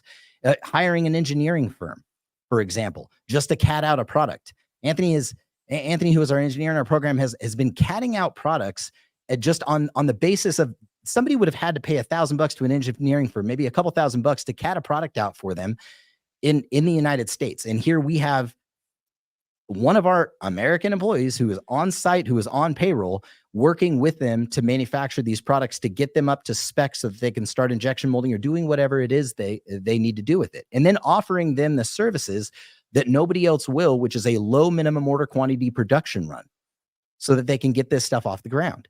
There is so much more of a benefit here than what you're saying. And I didn't ask you that. I asked you to define a pyramid scheme and why the hell you called it that. If I did, again, I think that is the wrong terminology for what you're doing here. Like I said, you're offering more of a mentorship program and access to a lot of stuff. Now, I wanted to go over some of the stuff that you guys offer. So you mentioned something interesting earlier, the earn 10K in 10 days guaranteed. So you buy some product and then you make some money off it. Where do they buy that product from? They put a deposit on product at cost inside of the course, which we have it listed in the course. Then what they do is they take it to a gun show, and I walk them through the process of taking it of applying to the gun show, getting link them in with the payment processor so that they can get their clover, everything that comes along with it, from the tablecloths to the displays, and then walk them through exactly how to sell it. That allows them to generate the revenue that very, very quickly will allow them to start producing their own products. After starting your business, that even $5,000 to $7,000 that you mentioned earlier is not a lot of money. So it takes money to make money. How do they get started if they don't have a whole lot of it? Yeah. Well, they put a deposit on the inventory. Now, when they go to the show and they sell as much as they possibly can, then they can turn around and send the inventory back, and I will inventory the inventory that they sent back, and I will refund them whatever they didn't sell. So the process of that allows them to put a deposit, go sell it, return it, and get all of the money back for anything that they didn't sell. And let me tell you that there has only been maybe one partial return in the entire course to date. The only other ones have been exchanges because they saw that their demographic wasn't liking certain things and wanted other things. And so tell me how we've we've had people put deposits on hundreds of orders and then not return them if it wasn't actually doing them a favor and they went and signed up for the next show to go make more money. Right. So my question was pretty simple. It was just about who do they put a deposit down on the product from? Is it your own product? It's ours. So they pay into the course. They put a deposit on your product to go make some more money off of it. Correct? That is cost, that and is you pay out of pocket for absolutely shipping. correct. And then whatever they don't sell, now that is only like phase Can one, I so that they really quick? it's phase one, so that they can get some money in their bank, so that they can actually go move forward with building products and building a brand, which we show them how to do inside the course. It's also optional. It's It not is a required 100% optional. If you already have capital to start your business, then I Good for you. I feel like that's important because I feel like that is the insinuation that's being made, and as well, I think it's on your website, right? So this is your website. It says earn 10K in 10 days guaranteed. That's not insinuation. That's on your website. Now, if there was a lot I was saying you were these, that was like you were saying it was insinuating. that makes. I'm not saying it's insinuation. It's on your website, right? No. I said what you Make more sense. Okay, hold on. I said what you were saying and how you were saying it was insinuating. I wasn't saying anything about the website. I was saying what you were saying, how you were saying, yes, but they buy it from you, correct? That's That why is I what was I'm saying saying, that they buy it from you, or at least put a deposit down on it from you, right? So That's I think that was you're not listening. You're not listening to what I'm saying. That is what was said. I'm saying that the way you were saying it was making it sound insinuating that it is mandatory for the course, where it is not. It is well, you not clarified that. mandatory That is program. optional. Yes. It is optional, right? Yes, that's why I said it was sounded You also insinuating. say that, right? so do you, I'm going to ask you a question. I mean, it's a general question. It's not meant to bait you on anything. If the answer is no, the answer is no. Do you ever plan on making your own stuff someday? Possibly making your own firearms, your own uppers, whatever it may be. In theory, if the business gets to that point, I think that is an option that I would look at some point in the future. It is possible.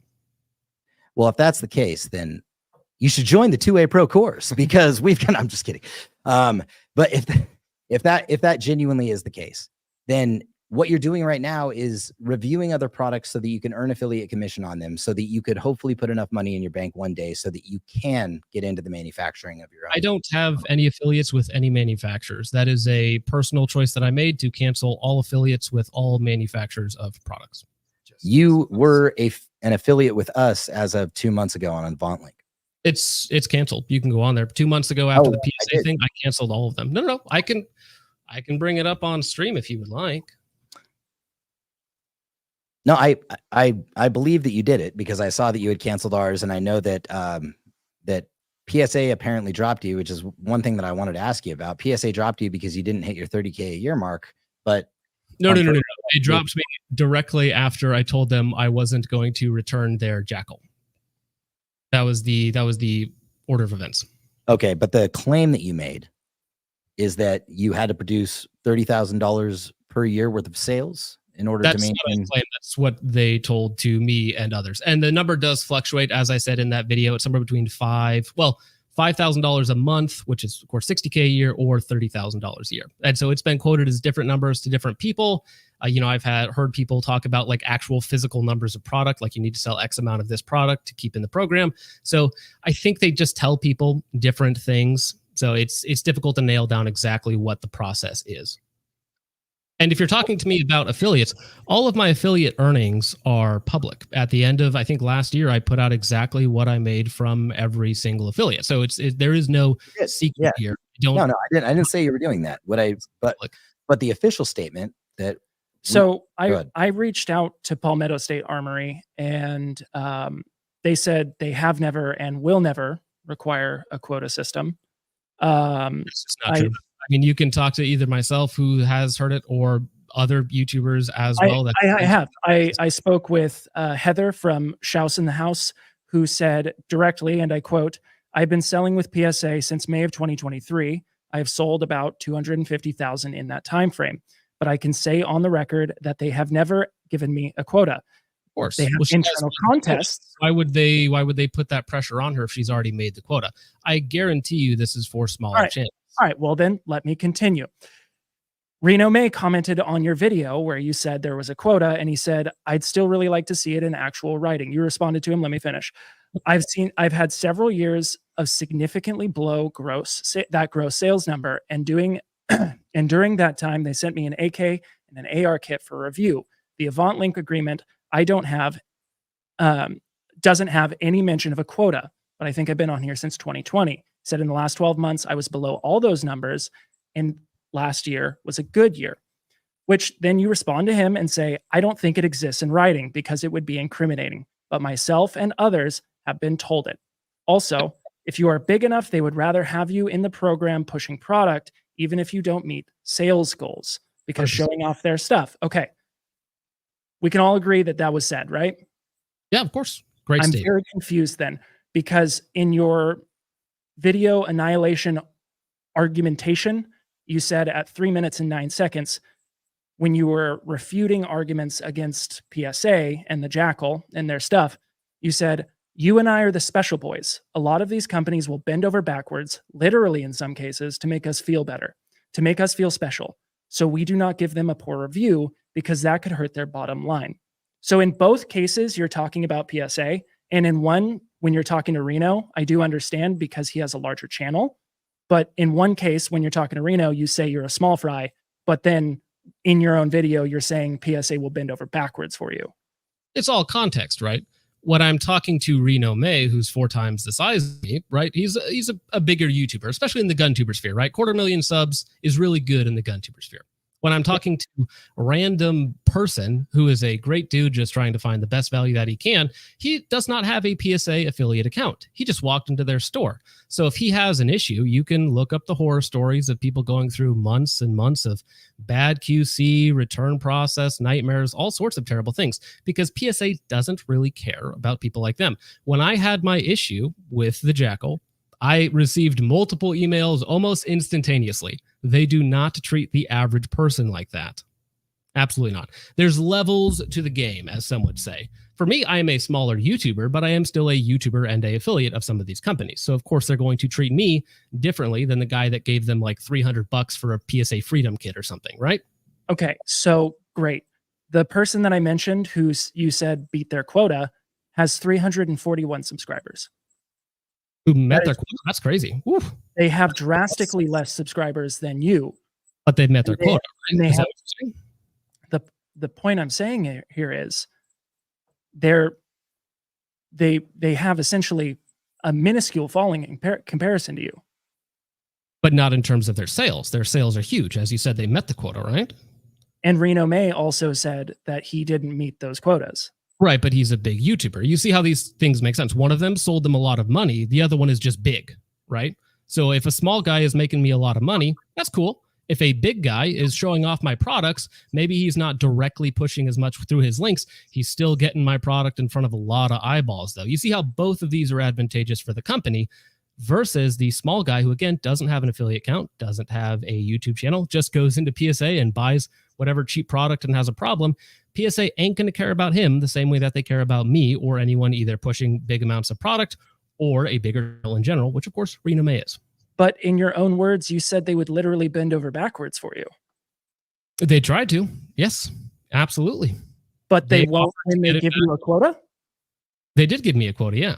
No. What I'm saying is they will bend over backwards for you to make you happy. Correct, because they do not want a negative review. Absolutely not. So once I had an issue, they came to me straight away trying to resolve any problems that there might be. But they didn't think that there would be an issue saying there would be a quota when there's other evidence corroborating that there is no quota. If you watched the video, if you paid attention, the quota system was mentioned. Don't insult my intelligence. Probably about a month earlier. So a month earlier, I'm having a phone call with, I don't want to tell you the person's name, but I can show you the emails because I saved all of them.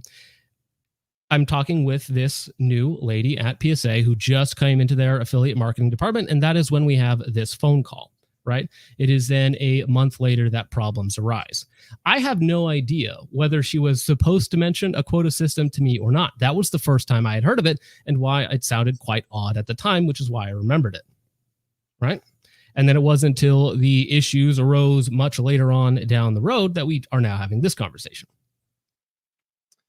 So what you're saying is you have emails, but the quota system was only mentioned in phone call. On the phone call. Correct. Now, I agree that if you don't believe me, like that's fine. I can get other YouTubers to come forward as well that are bigger than me if you want that, but then I would have to really get into them about that.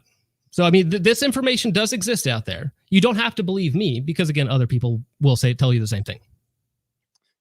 And also, I'm fine with this conversation because I talk about this stuff. We should get back onto it. You're right. Right. Yeah, so I also wanted to be completely transparent. At probably right around 1725, I have to go. Now that's going to be that I believe you're on Central Time, so I'm talking Pacific Time. I am going to have to go. I don't mind if they stay on. You're more than welcome to stay on and kind of wrap this thing up. But we have about an hour, a little less than an hour, because my daughter has a volleyball game this evening. So no problem with that. All right. So back to the 2A Pro team. So one of the funny things on here, let me see if I can pull this up, is that for the cheaper amount, which is $400 down, $30 a month. So it's a higher monthly fee, lower down payment, right? So some people might like that more, but you lose a lot of the elite plan only stuff. Now, there was one on here that was quite interesting. Let me find this real fast. Lifetime access, Pro, 2A Pro. Where is the white label program? That's on here, isn't it? Am I missing it? There's a white label program. There is a white label program. Okay, perfect. Let's talk about that. That's a good one. Pull that. All right. So people buy into this program. There's, variable monthly fees. It is one of many things that changes with the two different plans that you buy, but that's the nature of plans when you make anything. I mean, it's the nature of plan. Have you ever purchased software with different plans and different access? Okay. So you have these people pay in to have the privilege of selling your stuff. That is not what I said. They pay into the program because they are using company resources and time in which we in turn help them to build their brands and to build their businesses. You give them access to white labeling your products, right? And help with rebranding. That is one of the things that we do because we have manufacturing in-house over 40,000 square feet of it. They can absolutely utilize it. Yes. Right. So this is really good for you guys just from a business perspective, because not only do you get the monthly fees, you get some of the down payments, and then you also get more hosting. Sure. It's not a lot of money for the monthly fees, but I'm just talking in general, right? This is good business sense here, right? You get a down payment, you get these people into your program, you get the monthly fees, and then you also give them access to hosting, server maintenance, things like that, and maintenance. They don't have to pay for an IT guy. We have an IT guy that helps them with their website. This really helps to grow your own personal business because now you've increased your internal volume quite a bit, correct? Okay. I'm waiting for the point. Well, that is a correct statement. We're on the same page right now. It is good for business. That is correct. This is a business. It is also good for our business, helping other people. Yes. Okay. Right. So it does everything that you would want to do, right? A perfect scenario is it helps other people, helps yourself. All right. How much money did you guys make in 2023? 2023 was last year. Just over 16 million, 16.5 million, on track for 20 this year. Specifically through 2A Pro. I didn't make any money on 2A Pro last year. 2A Pro was launched this year. 0 cents. Right? So it was launched this year. How much money have you made so far? If you don't have an exact number or don't want to give out an exact number, I think that's fine as well. The annual run rate puts us to a projected $20 million this year. Really? Oh, buddy. That's some good money. But it's the same growth trajectory that we've had since we've been in business. Some years we've flatlined, some years we haven't. It just depends on the state of affairs. This is a fear-driven economy, and whatever's going on in the world usually dictates how much money we make. Gotcha. All right. Now, through 2A Pro, you estimate this year about $20 million. Is that correct? No. 2A Pro has made nowhere near $20 million. Well, how much? Well, the question was 2A Pro. What are we looking at for 2A Pro? No, Tacticon Armament. I want to make that very clear. Tacticon Armament is showing an annual run rate of $20 million. Right. My question was, we're talking about 2A Pro here. My question is, what was 2A Pro's revenue so far? Two-Way Pro's revenue thus far has exceeded $100,000. Little chunk of the pie so far, but growing for sure. One interesting little tidbit on here is that you let me also tell you that my monthly payroll is $250,000. I pay $3 million a year in my Tacticon payroll, which everybody on payroll is responsible if they have some sort of leadership capacity or experience to help the students in the 2A Pro course. All right. Very nice. Now, you stated on here, and I believe a couple other places as well, that in your response to my video, you said, were you aware that the 2A Pro donates 100% of its profits back into the Second Amendment? Yes. All the right. 2A Pro marketplace donates 100% of its profits back into the Second Amendment. Okay, so not Pro the company, the marketplace. The 2A Pro marketplace specifically, yes. We do not donate the course profits back in because I have costs that exceed part of that, and I have to be able to cover here was incorrect, because what you typed was, were you aware that 2A Pro donates 100% of its profits back into the Second Amendment? So that is not what I typed was incorrect. I should have put marketplace after 2A Pro. Perfect. So not 2A Pro. 2A Pro does not donate 100% of the profits back into the Second Amendment. My next couple questions are pretty simple. So 100% of the profits. What comes out of the profits that are earned on the 2A Pro marketplace, a marketplace which is being stood up as soon as all of the software has finished developing. It has been an arduous, I don't know if you've ever looked into creating a marketplace, but Amazon is a marketplace, and it is a very, very cumbersome and arduous project. And that is something that I've worked on for the last couple of years. It is incredibly difficult. We are getting it stood up to where hopefully people will be able to. The 2A Pro marketplace is actual 2apro.com. What you were referencing there was team.2apro.com, a subdomain of 2A Pro.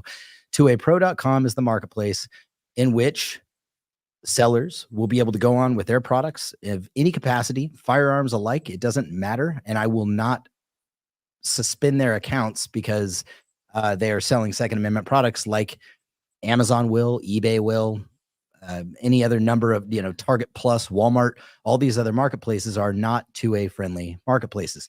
What I'm trying to do is create a marketplace that is 2A friendly, that as a buyer, when you go in to purchase something, that the commissions that are made on the website after expenses are paid, as well as the sellers that go on there who earn money every time things are being sold, the profits that are being made from the marketplace itself will go back and feed the Second Amendment, because the taxes that get taken out of, for example, the excise tax in California do the opposite.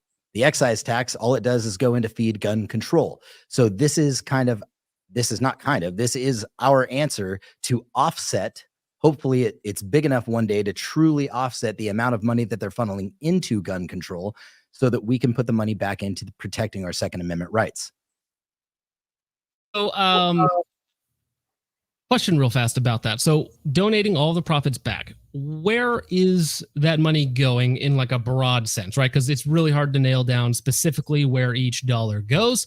And the second part to that question is then, will all of that be public? Yes. It's going to go to organizations like GOA, NAGR, FPC, and it will all be public. Yes. Okay, perfect. Yeah, but as of right now, nothing has been donated because we're just not even off the ground yet. It's not even off the ground. It's not even a donation system. Hasn't made a sale yet. Sorry, I misunderstood. Us donating, yes. Yes, it hasn't. The actual 2A Pro marketplace is yet to make a sale. We don't have sellers on it. People, you can technically apply as a vendor. I'm going to have to have them go through an entire vendor application process again. It's a long story. It's just, I wanted to have the site live. I wanted to be able to test it out instead of putting it on a staging ground. I made it live, but there's no business right now transactionally that is being done on the site. So if you go there and if you go there and you check out right now, for example, like literally right now, because tomorrow or the next day, I have a meeting with the software developers that are helping me put in a payment system to be able to account for multiple sellers on the marketplace doing the thing. Now, at that point, I'm hoping to get the actual payment system live, in which I can start inviting people into the program, which will allow them to sell and people to buy. And then, of course, those monies will be set aside, and any profits that are made by the company will get donated back into the 2A. As of right now, if you go and you check out, it's basically a sandboxed platform. So you will be able to verify that the money is not coming out of your account. Okay. Yeah, because this is a little bit confusing. So it is good that you are explaining this, because you have Team 2 Pro at 2A Pro, right? That is correct. 2A Pro Marketplace. And you see how all of these names are very similar. And so we're rigging stuff up, and there's a little bit of confusion depending on what we're actually talking about. 100%. So what, and I totally understand that. I wanted everything to fall into the same brand. And the reason why I want it to fall into the same brand is because not only are we helping the Second Amendment, and we are helping businesses inside the Second Amendment, we help them even further by giving them a platform that is not going to crucify them for selling Second Amendment gear. So we build the educational platform to be able to help them do so. We also build a platform from which they can sell, which is the marketplace. And hopefully others will begin to follow suit, because when you start a marketplace, what comes first, the chicken or the egg? If you don't have sellers, you don't have buyers. If you don't have buyers, sellers aren't going to want to come on. So these things have to happen in concert with one another. And my thought, by getting people up and running with their own businesses, then giving a platform to sell on, would then attract buyers to be able to purchase said goods, which would thereby attract more sellers, guys like PSA, people that truly do support the Second Amendment and want to be able to support it, can start selling on the platform without the fear of getting axed. Sure. And that's something that you're thinking about launching either this year or next year. There's not like a set time window for anything like that. No, there's I'm considering it's really when everything gets dialed in. You know, it's kind of a nightmare right now. Like, you know, we'll test things, they break, go back to the drawing board, test, break, back to the drawing board. That's kind of how it works out. So the goal is by the end of the year. The goal is to have it up and running by SHOT Show, because when we are at SHOT Show, we will be hopefully trying to sign other vendors up and other manufacturers up. That makes sense. All right. Let's talk about some marketing that you did with our last 2 minutes. What was that from you guys? Did you guys hear that feedback? I heard the feedback. I don't know where it came from though. I'm not sure if that was me. So let's go ahead and pull this guy up real fast. So this is from today on your website right now. Our focus is on value over profit, so you focus on preserving your freedom. Sounds great. Today, flash sale, 50% off site-wide. Use code FOCUS on 50. What is up with this style of marketing? For instance, this is from yesterday. It is 24% off for 2024. Different code, of course.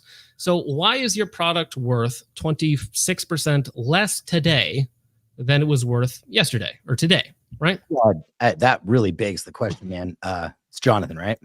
Yeah, that's me. That begs the question, why would any company offer different sales on different dates? Now, I want to be as respectful as possible, but you are an econ major and you completely understand the concept of running a business, I would hope, because you run one. I think we're on different pages. So I think this is where we differ. So yes, I have an economics degree. Yes, I have a business. I do not put money over ethics, hopefully ever, but I'm sure I have made plenty of mistakes in that. So it is not about just making money. Sometimes I see these marketing tactics. Let's say somebody yesterday, he sees a product of yours. He says, that's great, fantastic. I'm going to buy that. Comes out to, just saying a flat number, $100. He comes back today and he's like, oh, shoot, it's 75 now. So did he just get ripped off? Right. There seems to be a disconnect. Well, did he get ripped off or did he not wait for the sale? So one question is, how is selling something? Why aren't you selling at a fair price at all times, right? Why does the value fluctuate so crazily? Sometimes it'll be like 15, all the way down to, I think, 60% is your biggest sale. So first, we'll absolutely get to those questions. Can you help me understand why it's unethical to sell at a discount? It is not. That's not what I said. No. So, I know. You said you would sell. You said why not just price them at that all the time? Well, correct. There is a fair market value for items. It's pretty easy to determine what you can sell at. Now, different times of the year, all sorts of different sales and things you could do, different costs in manufacturing. Fluctuating prices isn't necessarily the problem. What I see from you guys, and I'm sure other companies do it as well, is some of the most aggressive, like discount variations, right? We're talking like literally yesterday it was 24. Today it is 50, right? So I don't know how many sales you made yesterday, but you generated a lot of additional revenue off of the exact same product that you've sold today. Okay. Right. So So again, from the user's perspective, if he bought something for you, again, just $100, and today he looks at it and it's $75. Does he feel good about his purchase? I completely understand the point that you're making. I completely understand the point you're making. And I can honestly like reach across the aisle and accept what you're saying. I totally understand that. Now, here is the difference between what you like think I'm doing and what I'm actually doing. In order to maintain prices at which are fair and reasonable, whether it's 25% off or 50% off, both are fair and reasonable. And I can go into that with the LPVO example that you gave during your last live stream. I'll be happy to do that. And I want to address that. Now, in order for me to do that and be able to maintain MOQs and production runs for anything that we make and keep the cost down, I have to sell at a certain volume. If I'm not hitting those volume numbers, if I'm not selling at higher volume, I cannot keep my costs down.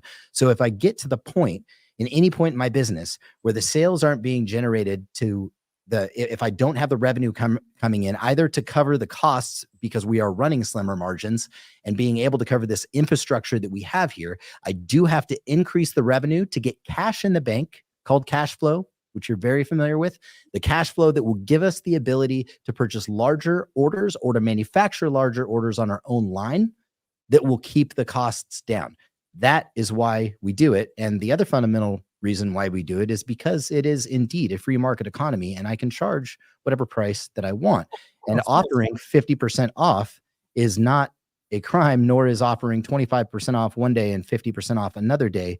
It is not unethical. People change their discounts all the time on their websites, especially specific to certain products, which they may be trying to liquidate or generate more demand for, because it's that simple equation that you and I have both ran in our econ class. If we need to generate demand, what is the main driver of that? The main driver of that, as you know, that little P on the other side of the equation is price. And price is very indicative of the rate at which and the velocity of which something sells. And that is why we do that. It is to maintain low costs through higher manufacturing and faster manufacturing through larger quantities. The only way I could do that is with money and cash flow. You have said before that I'm talking to you, Jonathan, not to Jake. You have said about us that it's all about our bottom line and it's all about our profit. This is another way that we can lower the profit or lower the price for the consumer to get gear. Right. Or 24 hours buy now. Right. That's Which I get. That's what a sale is. It's creating urgency. It is marketing 101. Yeah. Welcome to business, man. So welcome to running a business. So are you saying you have an intrinsic problem with us running a sale for 2 days that gives people a cheaper option to buy the same gear? No, I would say that they should buy the product at the proper price at basically all times, right? Well, you sell below map on your website, don't you? I sell what? Sorry? You sell below map on your website, don't you? Not technically. There's Well, a, you say. Yes. You literally say that on your website. No, he doesn't say it on his website. It's on stream. Or you said it on your stream. It does go down to below map, but technically I don't advertise as below map, right? Because that would break map restrictions. Well, But except you selling are on your map. advertising because you're saying it on your channel. That is an advertisement. Sure, but my prices don't fluctuate. Ever. So then everyone else who is selling above your price is not selling at a good price. Therefore, they are unethical and scummy. Which includes the company that set the map price. Well, no, but they're going to have different, slightly different costs, right? So, for instance, if I was selling an optic for $300, I'm sure there's a bunch of them on my website right now for $300. The guy down the road is selling them for $500. That's not necessarily unethical, right? Technically unethical, but it seems like he's at least taking advantage of whatever market is there, right? Oh, okay. Now, you can argue whether or not that is unethical, but I do have one thing for you guys. So, Can I interject real quick, or do you want to get this out? something I want to get to before Jake goes. Well, I have a question. So, I was informed by another YouTuber on your LPVO videos that before a Black Friday sale, I believe it was RTT, you guys doubled the price of the LPVO before offering a 50% discount code. That is what I have been told. Okay. That's accurate. So our prices have maintained through the price increase. We can agree on one thing, right? We can agree on the fact that prices of raw materials of everything is going up and has gone up. Fair to say. 100%. Oh yeah. Yeah. Okay. No news from me. I held on as long as I could with the products that I had either paid for raw materials or in production at those particular prices. And around that time, chose to raise my prices. And around that time, also decided that in order to control more demand and to be able to regulate cash flow inside of the business, I would need to price things at a certain price to be able to offer deeper discounts. To do it is exactly what I had talked about before, which was being able to control the sales velocity of certain things so that I could properly run a business with this much infrastructure. That is my way of doing it.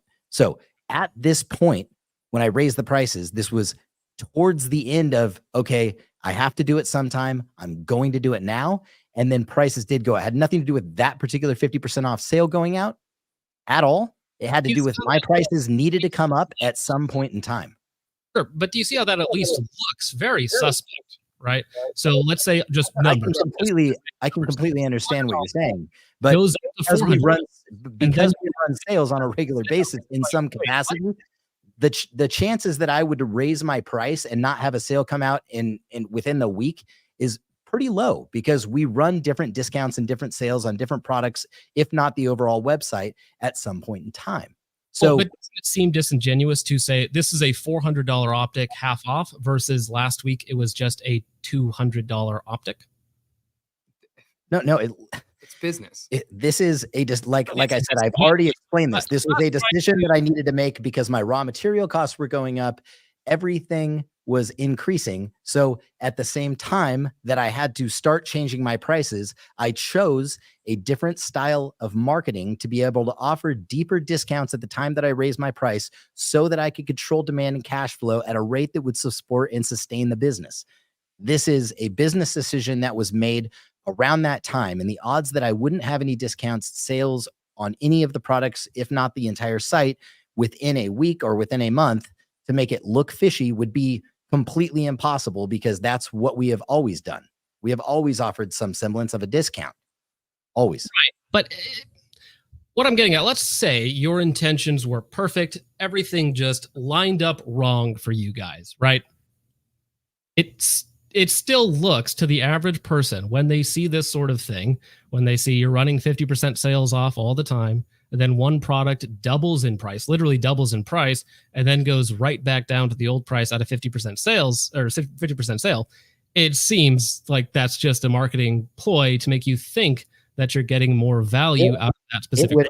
I can completely agree with you on that, only if I then lowered my price back down to $200 after the 50% off sale.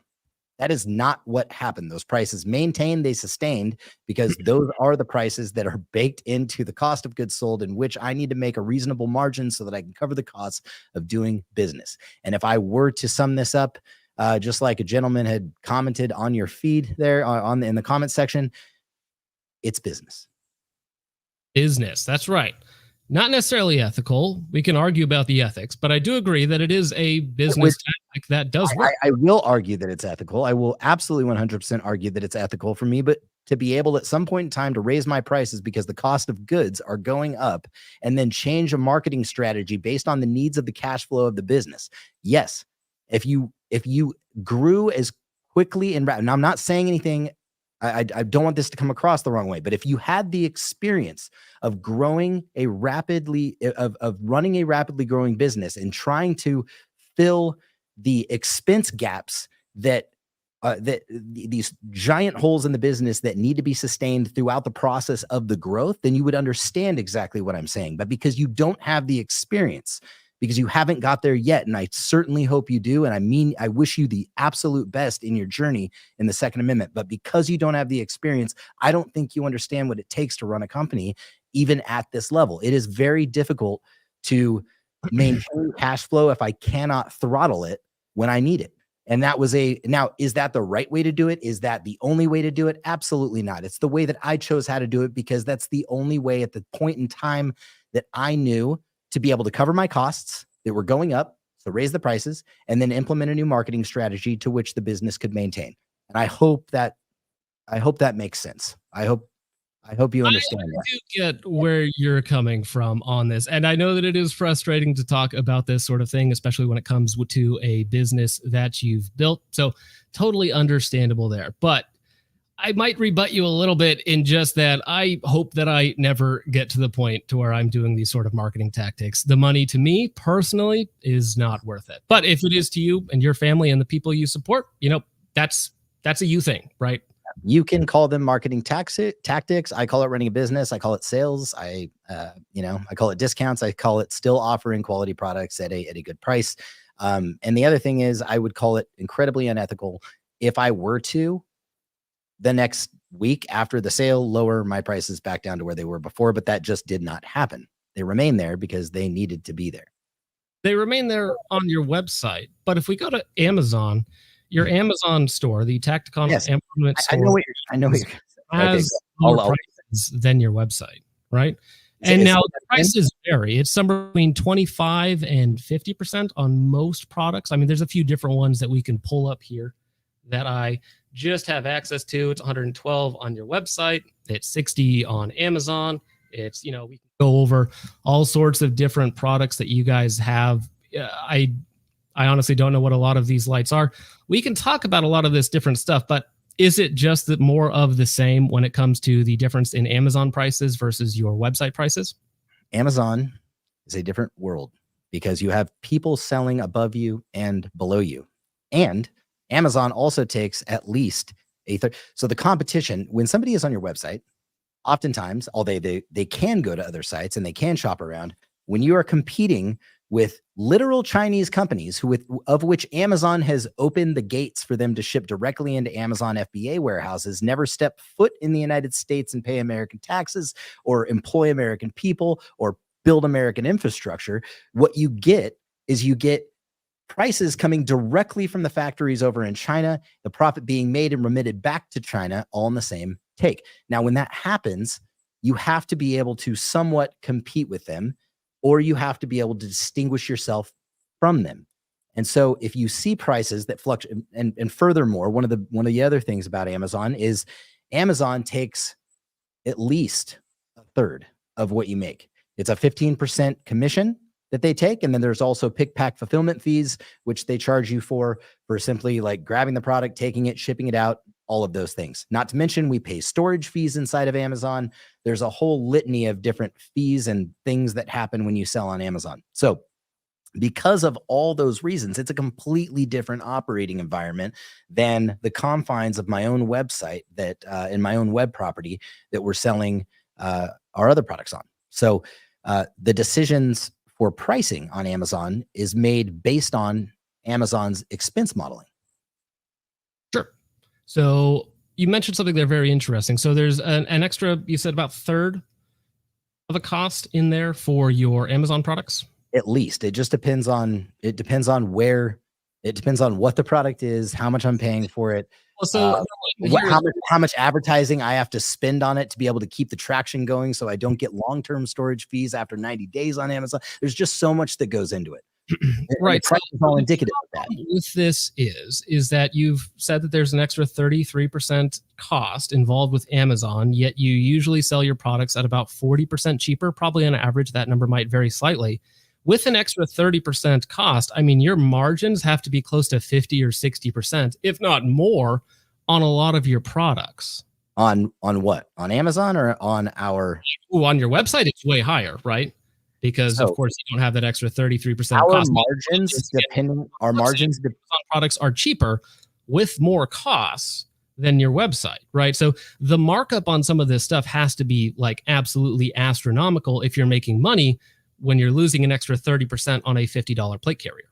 Completely understand how it would look like that, but there's more that goes into the decision making of selling on Amazon. Amazon maintains about 50% of the world's e-commerce. And so in order for me to do business and build the brand and get exposure, of which that is how the business was built, by getting exposure on a platform where people's wallets were already out. They were already shopping, but they didn't know the brand. They didn't trust me, but they knew Amazon at the time. That's how I built it. Now, if I wasn't, I make very, very, very slim margins, if not any. Sometimes it is an almost loss leader on Amazon, just depending on the product and the category, because Amazon I will acquire a customer on Amazon in order for them to register for the lifetime warranty. Then they go to our website to register for that lifetime warranty. I capture the email. Now they become my customer, not Amazon's customer. If they're my customer instead of Amazon's customer, I can then remarket to them, hopefully at a more profitable level, to be able to maintain the business. So the answer is no, there's not some like astronomical 70 or 80% margins, but yeah, I mean, I have to run anywhere between 25 to 50% gross margin in order to maintain the expenses that I have in this business. And even if I have to take a loss on Amazon to do it at times, it generates enough exposure to our brand and people registering that lifetime warranty or understanding what Tacticon is and getting a product and then finding us on our website and coming back and buying from us again. That is the basically the route that I try to take. Is, yeah, they might find me on Amazon, but they end up on our site. I can continue to remarket to them after that. And that is what has built and grown the brand. Okay. So Amazon is almost more of a marketing tool for you guys then. Now it is. Yes. Okay. So you guys don't make much money off of it, but it's worth it to get your brand out there and to be on the platform. That is correct. I'm not saying we don't make money off of it, but I can say with all certainty that Amazon on me, between the pay-per-click marketing that we spent and all the fees and all the storage fees, when the dust settled and the smoke cleared on Amazon last year, I was hardly profitable. And when you looked at what Amazon made as opposed to what we made on Amazon off of our own brand, it was like tenfold. It was insane how much more money they made than us if you took the PPC advertising and all that into account on Amazon. Right. All right. I think that does it for that conversation. I think you got like 6 minutes left, Jake. And I can do another probably about 15. I was going to ask you a question about, go for it. Just it kind of goes on along the lines of I want to be able to address the LPVO, and it goes right along with what we're talking about right now. It's a nice little segue into our pricing structure as opposed to primary arms, for example. One thing that you had done on the last live stream was you had mentioned that we've got a product listed at $399, which was our 1-6 first focal plane LPVO. Now, you then compared it to other optics, most of which, if not all of which, were $100 less to the same price that were second focal plane LPVO. Now, first focal plane LPVOs are more expensive. They are more expensive to manufacture. They are not nearly as second focal planes, just as for those of you listening, I'm sure everybody already knows, but the optic, as you increase the magnification, and so will the reticle increase with it, so that you don't need to recalculate and recalibrate every time you move magnification. So if we are comparing apples to apples, okay, you're taking this $400 optic, which is right now actually $200, but even at the time that you were doing a live stream would have been $300. You compared it against the primary arms LPVO. You compared it against the wrong one because it wasn't their first focal plane. Should you have compared it against their first focal plane LPVO, then we would be at the same $399 price point. However, primary arms LPVO at a first focal plane 1-6 does not offer the mount. If you threw a mount in there, it's another $60 on primary arms. And if you put the throw lever in there, which ours comes with, it would have been another $50. Now you're over $500 for an LPVO. I mean, that's got us at the time of your live stream for $300. Mounts. I don't need to get into that, but we can compare it with another first focal plane LPVO, specifically from Monstrum, which looks similar to yours. In fact, your mount looks Monstrum. No, Monstrum is a what? No, they're not. They look very similar in certain areas. I'm not saying that either one of you is copying each other's homework, but here's a first focal plane LPVO 1-6, the Panzer, which is 150. What LPVO doesn't look the same? Now, all LPVOs look the same, man. I mean, if you look at the machining, there are short dots. There are 34 millimeter main tubes. There are ones without throw levers, mount similar, exposed turrets. There are lots of differences when it comes to LPVOs. I shoot a lot of LPVOs. And the reticles, right? So if you take a look at their reticle, take a look at our reticle. Yeah, yours has the mil dot, doesn't it? Let me see if I can find it. Yeah, it also has ranging reticle up at the top. Mil dots plus wind holds on theirs. I love that. Wind holds are so important at extended distances. Let me see. I can find yours again. Have too many tabs open. All right, back to yours for $400. Where is the reticle? $200. Focus on 50. Sure. All right. And we got a center floating dot. We got a mill ladder reticle, no wind holds. Looks like a pretty basic reticle. You do have some auto ranging in the top. Always nice to see. Now, Dimitri at ACSS will always go on about how everybody else's auto ranging features are not accurate.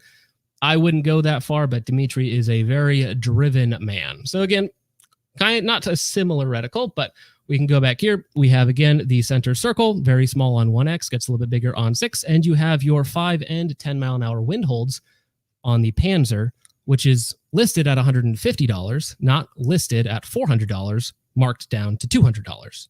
But even with markdown, it's still cheaper. $50. It's still $50 more than the Monstrum. So am I not allowed to have a product in any capacity that is priced higher than anything else on the market? You are absolutely allowed to do that, right? But your whole defense was that it was cheaper. Now I've shown you a cheaper option, and now you flip the argument. You're like, well, of course. I didn't flip the argument. You were in real time comparing it on the live stream to second focal planes. You were comparing it to primary arms. What he is saying is you made a disingenuous argument on your live stream as you were talking slanderous about Tacticon as a company. It's disingenuous to compare second focal planes to first focal planes. I think we can all agree on that. And right now, this Monstrum that you're looking at is on sale. But it's $199 regular price, not $400 on sale for 50% off. And your sale might end tomorrow. Tomorrow, it's going to be a different price entirely, right? Who knows what your sales are going to be tomorrow? Right, but they're selling at $149, which to you is not okay, because why wouldn't they just sell it all the time at that price, right? Here's the thing. Why can't I have a problem with both of these? However, the argument for you was that yours was cheaper. This is also cheaper. I didn't say that ours was less. We didn't say it was cheaper than the Monstrum. We said it was cheaper than the disingenuous argument you were making when you brought up the SIG, when you brought up the Vortex, when you brought up the primary arms. That is what we were saying. Now you're saying we have a problem with the Monstrum. We didn't say that. Would it be fair to say that comparing those optics would be disingenuous? I mean, I will admit when I am wrong. Can you admit that is not fair? I do not think so. I think that they compete with each other because they're in the same price bracket. They might have slightly different features, yours being first focal plane versus second focal plane. But I think your main argument against it was the price. And of course, my argument against it was that they were not the same optic. The one is second focal plane, one is first focal plane. Very different items, very different to manufacture, very different price points. So if you took their first focal planes, it would in fact bring them up well above what ours was, especially when you had to purchase a mount to go along with it. And it goes along with our standard and our mission to be able to supply the things that people need at affordable prices. So if I could get them with a mount, with the levels, the little torpedo levels that come in the box, and with the throw lever without having to buy them all separately like you do with primary arms, then I think I'm doing a service from a value perspective. Nothing against primary arms or any of the other companies. What I'm saying is we are trying to provide more value by putting all those things already in there so somebody doesn't get it, especially the new shooter, of whom we very much cater to, who will come in, they will buy a product and they will go, oh shit, I don't have anything to put on my rifle with. Now they got to go down the rabbit hole of finding the cantilever mount and purchasing it to put it on their rifle. So all of these things kind of are an argument to what I wanted to get at, or an argument towards, rather, where I wanted to get at when you say that those products are different, they're in a different category, they do different things. totally understand that they may be better, more reputable brands, but do you have our LPVO? Did you say that they were more reputable brands? No, I'm saying in your opinion, I was saying that in your opinion, they're more reputable brands. That's what you just said. They're all in a different category, right? So your argument was they were more reputable. They are more reputable brands in your opinion. If they're more reputable brands, which you had, in so many words, just stated. Have you purchased our LPVO and have you tried it? No, and again, this is another thing that I won't be purchasing or trying it because I've tried a lot of cheap scopes. That's as much as you guys might not think. I am a value guy, so I do not like to waste money on products. Now, a lot of your stuff can be found again direct through manufacturers or on other websites for less money, which is more of the point of the Monstrum. If I wanted an inexpensive scope, I would just buy one. I wouldn't wait for a 50% off sale on a $400 LPVO. I would just go buy a cheap LPVO that was sold for a fair price for a cheap LPVO. Now, earlier you mentioned, just a minute ago, that you focus or cater on the new, inexperienced shooter, right? I said it is a substantial part of our market. Exactly. I'm not saying that I focus or cater to them specifically. I cater to Americans who the primary focus in our company is to cater to Americans who don't have the money to be able to defend themselves and purchase the equipment necessary to defend their freedom. That is the core of our business. It just so happens that it also captures a market of new shooters. Sure. So it's my belief that instead of helping those in need with good budget gear, which does absolutely exist, we both agree that there is an existence of good budget optics, LPVOs, nylon, all sorts of different products. With your aggressive marketing strategies, with the pricing differentials, you prey on the people who are uninformed and inexperienced, which, as you said, makes up a good chunk of your market share. What you're insinuating there is that there is no quality to our gear whatsoever. You're insinuating that our gear is absolute garbage. And you don't have you're not using it. No. You didn't say those words. That's why I said insinuating. That's what insinuating means.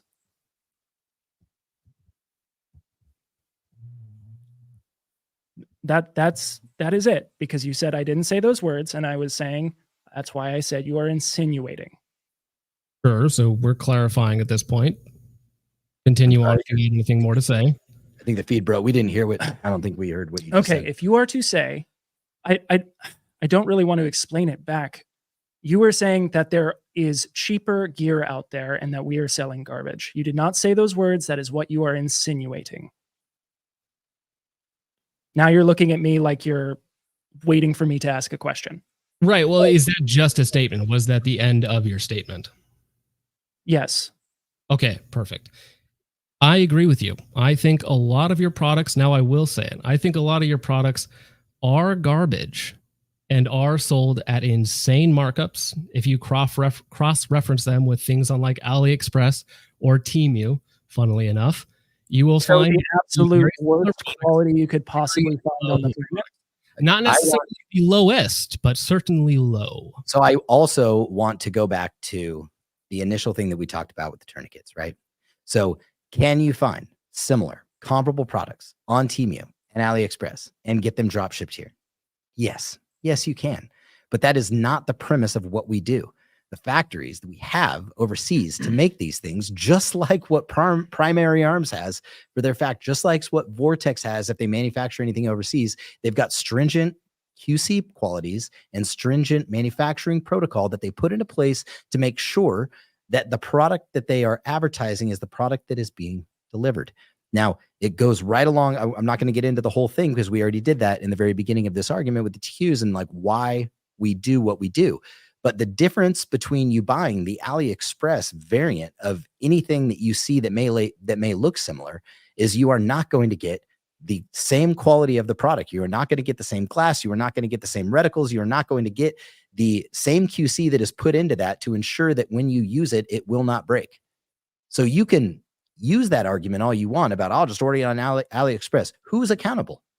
AliExpress, the Chinese manufacturer that's selling these things for a third of the price of that anybody can ever even manufacture them for overseas, or is the American company who stands behind the QC that they do, who has boots on the ground over in their factories on a regular basis over in China that is producing these guys like Primary Arms, Vortex, us, right? And I'm not saying that you keep I'm not saying your name in with those other companies, and we just shouldn't do that, right? Because they have a lot. They have actual design teams, actual we have actual design teams. Yeah, what are you talking about, man? You're trying to relate things that are not the same thing. You keep going back to the same argument, and it's such bad faith. And I'm trying so hard to like stay out of it because I get fired up about everything all the time. Like you're trying to compare used Honda like crap into like a new quality designed, quality controlled, made in China, shipped to America. The amount of comments everyone is saying that it's a dropship company, like I don't understand the confusion here. If the product is made somewhere else, but it's designed here, it's quality controlled here, it's shipped from here. That's the basis for like the bulk majority of all firearms companies. This is the basis for the bulk majority of all American companies. Like your argument is removing all American companies essentially. Like no, because other companies do a good job. What improvements we don't do it? How do you know that we don't do a you good job? haven't tested any of the products. You haven't tested our optic out. You haven't purchased an LPVO and used it. So in what capacity do you have to say that we are doing a bad job if you don't in fact have the product? It's mudslinging for clout, and it's absolutely nothing else. You're just trying to gain followers and traction so that you can push people to your website and sell Hollis unmade Chinese product. Brand is being trolls. Come on, that's what you guys do. What? No, Trip. Let's your brand is trolling people. Let's address this. You just said our stuff is crap, yet you haven't tried our optic. Explain that. Sure. So this optic that we have on screen looks like a garbage rebrand of the old UTG Bug Blaster that was like $99. You guys sold this. What improvements did you guys make to it? You didn't answer my question. You said you guys improve it. I mean, it's your company. Tell me. I asked you a question, and then we'll answer that question. I said, how do you know? I think they're garbage because they are based off of cheap Amazon garbage that everyone knows is garbage, right? So if there is Amazon garbage, these red dots. Look at this. Look at this little. Let me tell you, because you know nothing, clearly know nothing about manufacturing in general, or growing a company and scaling it to this point. In order to do that, instead of throwing out $1 million towards an actual housing design, what we would do is use existing housing designs so that we did not have to pay the premium when we first started, have to pay the premium when we first began on creating the housing designs and going through that before we even had engineer on staff. Sometimes we would have to take an existing housing design and then go through the process of ensuring that these products held zero, put better glass in them, better internals in them, so that they could be more effective and still be affordable. That is the entire purpose of what we did. It has nothing to do with just saying, oh, I like that, I'm going to make the same thing. There was intensive work to actually make sure that these things held zero, that they made sure that they had the right glass and made sure that they had the right internals in them, that the mounts didn't break when you put them down, even down to changing out the screws so they wouldn't shear when you put the right amount of pressure on them to hold them to the rail. This is something that, because I'm trying to be polite about this, but you don't know how this works, and you don't know about our company, and you do know about our company. You do know the procedures that we have because I just explained them. I mean, we've been on a podcast, or we've been on a live stream for the last 2.5 hours and going into depth on the what and the why we do what we do, and the where and everything about it. I've got nothing to hide. Yet for some reason, you're not wrapping your mind around the fact that you can get a clone housing and still make the product better and deliver it at an affordable price. Right. So how is it better? You talk about improving the glass. It went from what to what? Literally, it is 1725. I told you that was the cutoff for me. You guys are more than welcome to stay, right? So, I don't know. To quickly answer your question, even if it's putting coating on the glass to eliminate glare, to ensure that the internals are locked down to the point where they hold zero from recoil, these are all things that we have done to attempt to make them better, so that when you buy something off Alibaba that looks the exact same thing, it is in fact not the exact same thing, because we have different QC process through that and different components that go into those. I just also want to say this. That is the evolution of what we're doing. We are now developing products where we are from the ground up, engineering the housings, engineering all of the internal components that comes with anything even outside of optics. Our company is transitioning now that we can afford it, right? That to genuinely start making a unique housing, right? That is going to cost a hell of a lot more money by building a product from the ground up that doesn't already exist over there. So I understand the argument. I completely understand where you're coming from, and I understand the optics of it. No pun intended, just the optics of the way it looks. But what I'm trying to relay to you is how buying from us is different than just Temu. I hope I did some semblance of a decent job explaining that. I do have to go. And before I go, I want to say this. I want to say thank you for taking the time to get on and discuss with us. Obviously some of the conversations, may have been a little, I don't know. The conversations that we've had in the past 2.5 hours, even if I was a little bit heated about some things, because I'm passionate about the brand and what we're doing, I do respect the fact that you came on and talked to us. I respect the fact that you were willing to sit here for 2.5 hours and go through a legitimate back and forth debate, ask the appropriate questions, and not shying away from that, because you are absolutely right. We have attempted to do the same thing with several other people, and they have either not responded or completely declined, which is unfortunate. But you had the balls to actually sit down and have this conversation, and from that, and I mean this genuinely, thank you for that, because that shows that you at least have the intestinal fortitude to sit down and have a conversation with somebody about things that are contrary to what you may believe. And I think, and I implore more people to do this. I genuinely hope that more companies and more creators, when they disagree on things, will hop on a platform like this and have an actual debate, on their beliefs and their values. So thank you for that. I just wanted to end my section with that. You guys are more than welcome to stay on. Perfect. Perfectly fine, sir. Thank you very much for your time. I do appreciate it.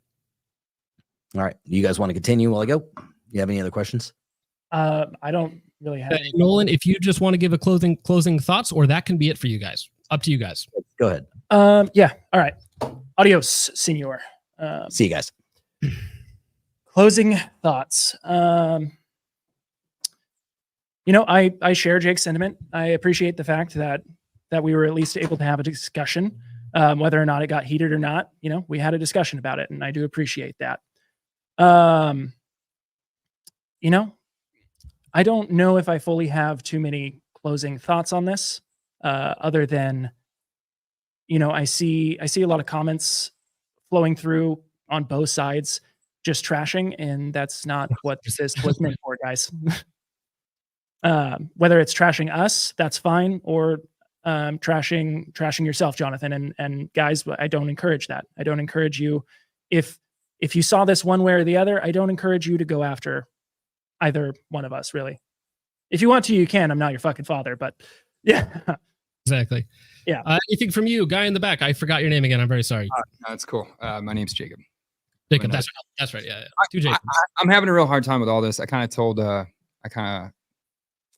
feel like beforehand, I kind of made the argument that I thought that this was kind of a bad look for the 2A community as a whole. I think there's a lot of infighting within the 2A, and I think it's a giant waste of time. And I think that most of your arguments are from a place of saying that a company isn't allowed to have started somewhere and grown. They're not allowed to continue to sell products that they started with while providing higher level, higher quality products.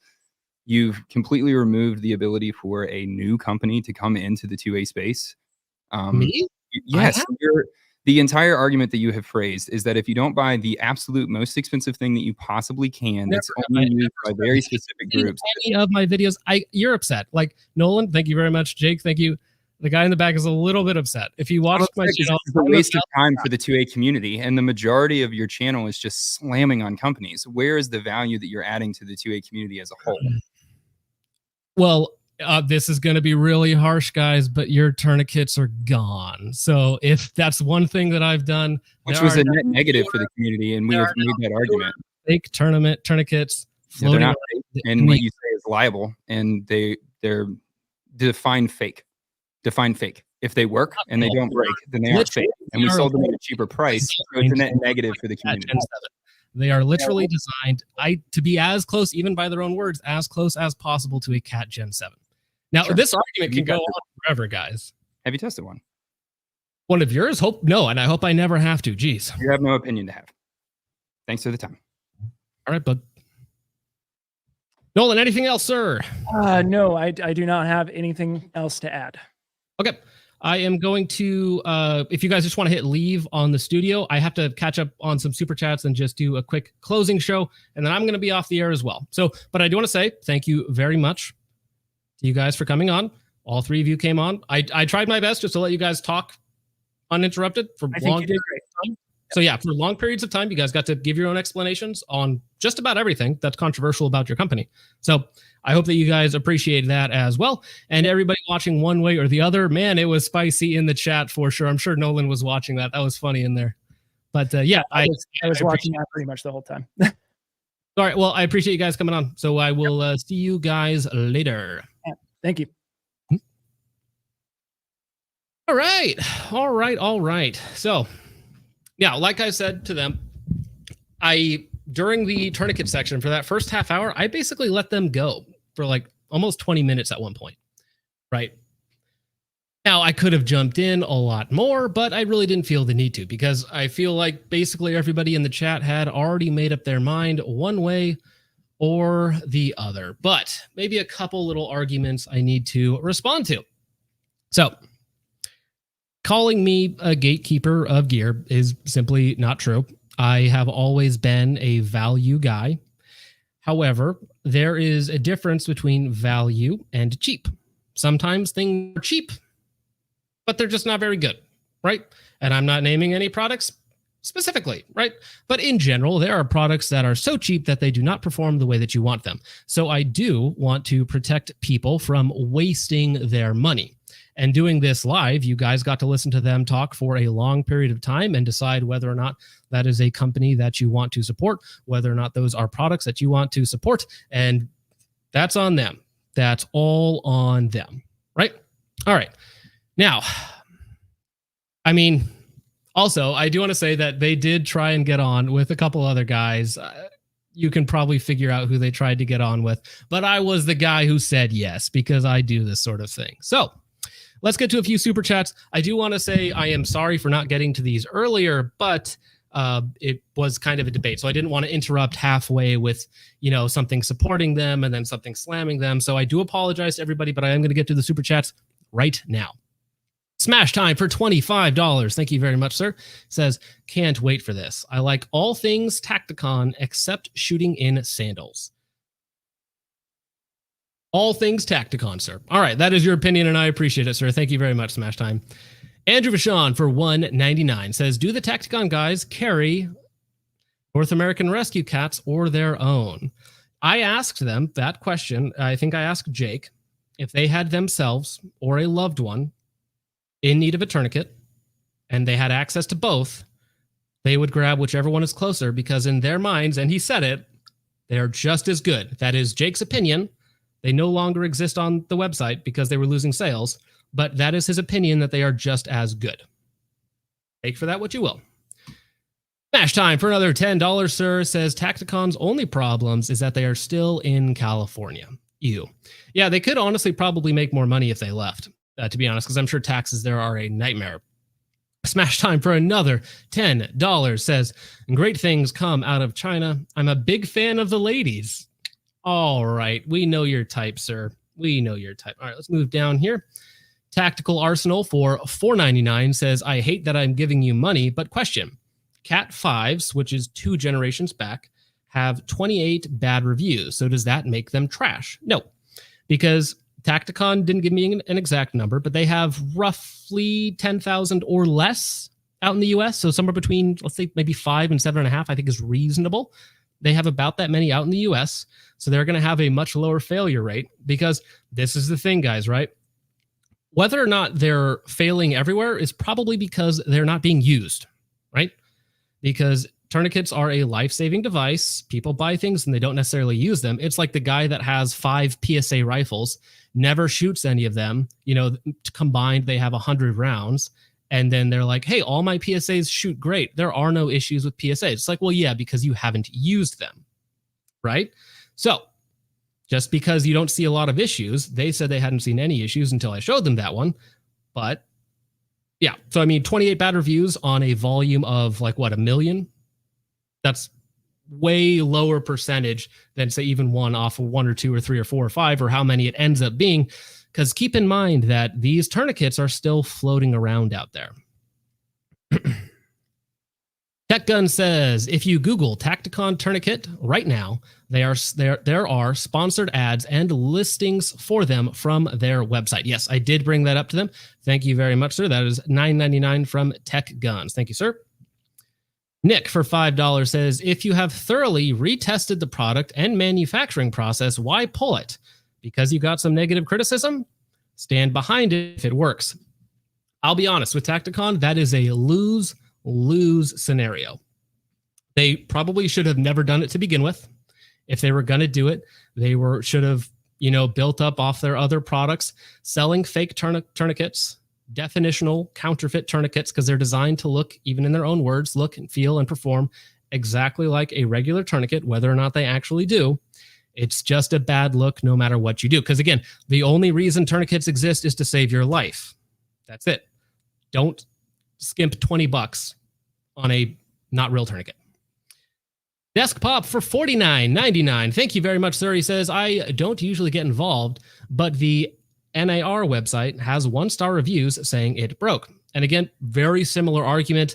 Things are going to have bad reviews. They had told me at the start, towards the beginning, that they had never heard of an issue with their tourniquets. They sort of backed down on that a little bit. And we're like, oh, we've heard of little issues, but never of one breaking. And then I showed them the review of it breaking, and they had never seen that before, right? So everything does fail. Nobody is perfect, but we have now introduced the idea that some of these tourniquets have failed. We've shown some evidence of it, right? Now they have heard it, and they're already off the website. So whether or not you believe me, whether or not they believe me, or the person who wrote that review, doesn't matter. They're gone. Brian Isaacs for $5 says, just ask them for their internal QC reports for the past year and have the reports audited by external auditors. Well, that's the thing. We didn't even get to their armor, but they have an in-house armor testing suite, I want to say, which is worthless because you should never trust the manufacturer who is designed to make money off of you. You should never trust them to properly audit themselves, right? It's like Volkswagen hiring a traffic cop to certify their emission standards. I wonder what could happen there. You got to have a third party do it. I know that the NIJ sucks. I know that they're expensive, but if it is not certified by a real organization, it might as well be a paperweight. Andrew Vachon for $1.99, he says, when you have to say a product is just as good, it isn't. I tend to agree. I mean, there are probably a few circumstances that you could find somewhere where like a knockoff product was actually better. Like, I'm sure somewhere that's happened, right? But in general, like, it's a very tough hill to climb, especially when the punishment for failure is death. The punishment for failure of a tourniquet is death. So because of that, because we value our lives and especially the lives of our loved ones and those that we might be working on, we spend the $20. That's what we do. Andrew Vachon for $4.99 says that company would have to have a reputation for making quality products. Given Tacticon's reputation with red dots and scopes, I would never trust it. Right. It is. That's another thing we didn't even get into, but you look at like, I'll give them a bone, right? They have like in-house US made armor that is very well spoken of, right? Buffman Range has done some videos on it. Their armor, right? You have these very nice, high quality US made products right next to fake rebranded, what I consider to be garbage, right? And it just looks weird. It's like, why is there a really nice plate next to garbage? It gets tainted just by being around those other products. Gaming in Progress for $4.99 says 2 is 1, 1 is none. Don't necessarily agree with that. But if your one $30 tourniquet fails and you're still dead, you have two $15 tourniquets, you're still alive. You should be buying all equipment like that. No, absolutely not. You should not be buying 30 PSA ARs. You should not be buying bulk quantities of bad products so you have spares. You should buy a good product at a good price, which again, a tourniquet is $30, right? A tourniquet is $30. It doesn't matter if you have two $15 tourniquets and they both fail on you. Buy a good product at a reasonable price, which I believe tourniquets are a reasonable price. Andrew Vachon for $4.99 says, your company doesn't just sell TQs. We know the quality of the other products you sell. Elong Musket for $10. Thank you very much, sir. He says, I see both sides of this debate. At the end of the day, the consumer can research, compare, and decide what product to buy. I might not bet my life on a PSA rifle, but plenty will. It is what it is. Right. I tend to agree with that, but that's also what we're doing here. We're talking about product. We are talking about pros and cons of buying cheaper gear. You're going to have a higher failure rate on cheaper gear. Do I trust the Tacticon team who has a bunch of new hires and 40 employees, or do I trust the company that's been doing it for 2 decades and has literally saved hundreds of thousands of people overseas and in combat and in normal day-to-day life? Like, which one of those companies do I trust more for only an extra $20? It's going to be NAR or any of the actual certified real tourniquets. Firearms and Fitness for $1.99, sir, says, I have seen cat and softy tourniquets break in classes as well. Yeah, it is a possibility. Tourniquets, anything can and will break. Anything can. We're talking about failure rates. The Tacticon tourniquets have not been around long enough. Enough have not been in circulation for us to tell whether or not they are good in the long term. Because you got to remember, here is a real tourniquet. This is a real cat tourniquet, right? Real boy, real windlass, real materials. The real Cat 7, not a knockoff of a Cat 7. I've been using that one for years. It has had a lot of UV exposure. We didn't even get into this, but I did want to ask them specifically what plastics they use, because plastics stayed in UV unless they have stabilizers built in.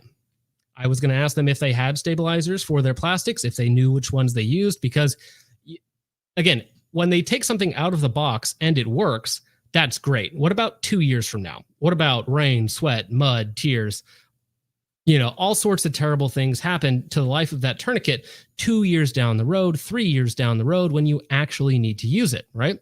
What are you going to bet your life on? $15 you spent 3 years ago, or a actual tried, true, tested product with a certification? Again, which is going to be the cat or the softie. Andrew Vachon for $1.99 says, another correspondence course. Now we're getting into the Team Pro 2A stuff. Everybody was saying this in the chat. Avon for guns. Andrew, thank you for the other $1.99. Andrew says, this is, for legal reasons, probably a MLM scheme. Yeah. That's your opinion, man. Compulsive Gun Buyer for $5 says, wow, the false urgency segment was abysmal for the tactical guys. It's all bad marketing hype. I hate all of it. I hate all of those things. And again, it does make money. Guarantee you. Doesn't mean it's ethical. Nick, a real CNC machinist, says, ask them what kind of CNC machines, brands, and types they have and what CAD plus CAM software they use.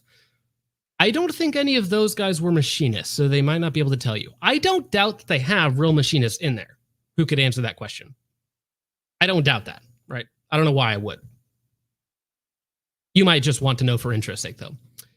Aaron Thompson for $2 says, Trip is the destiny of GunTube. Hopefully minus the cuck part.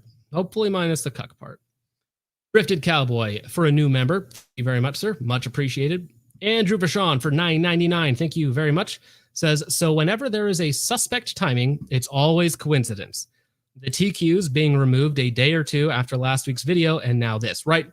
That's another thing. It is also, it is literally coincidence whenever something bad happens, or tactical marketing when they do it on purpose, right? It's great marketing when it's done on purpose, and it's just coincidence when things don't go their way. Fantastic.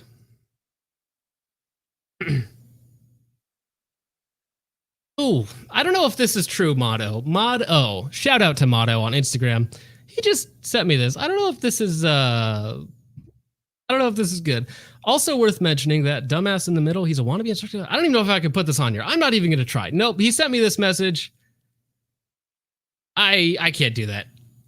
I can't do that. Nope, I'm not going to read that off on stream. That I can't verify that right now, but woo buddy. All right. Primary Arms has a sale literally every week. Focus trip. Yeah, you're correct. I think they have a 12% off sale once a month, right? But that's a reasonable price, right?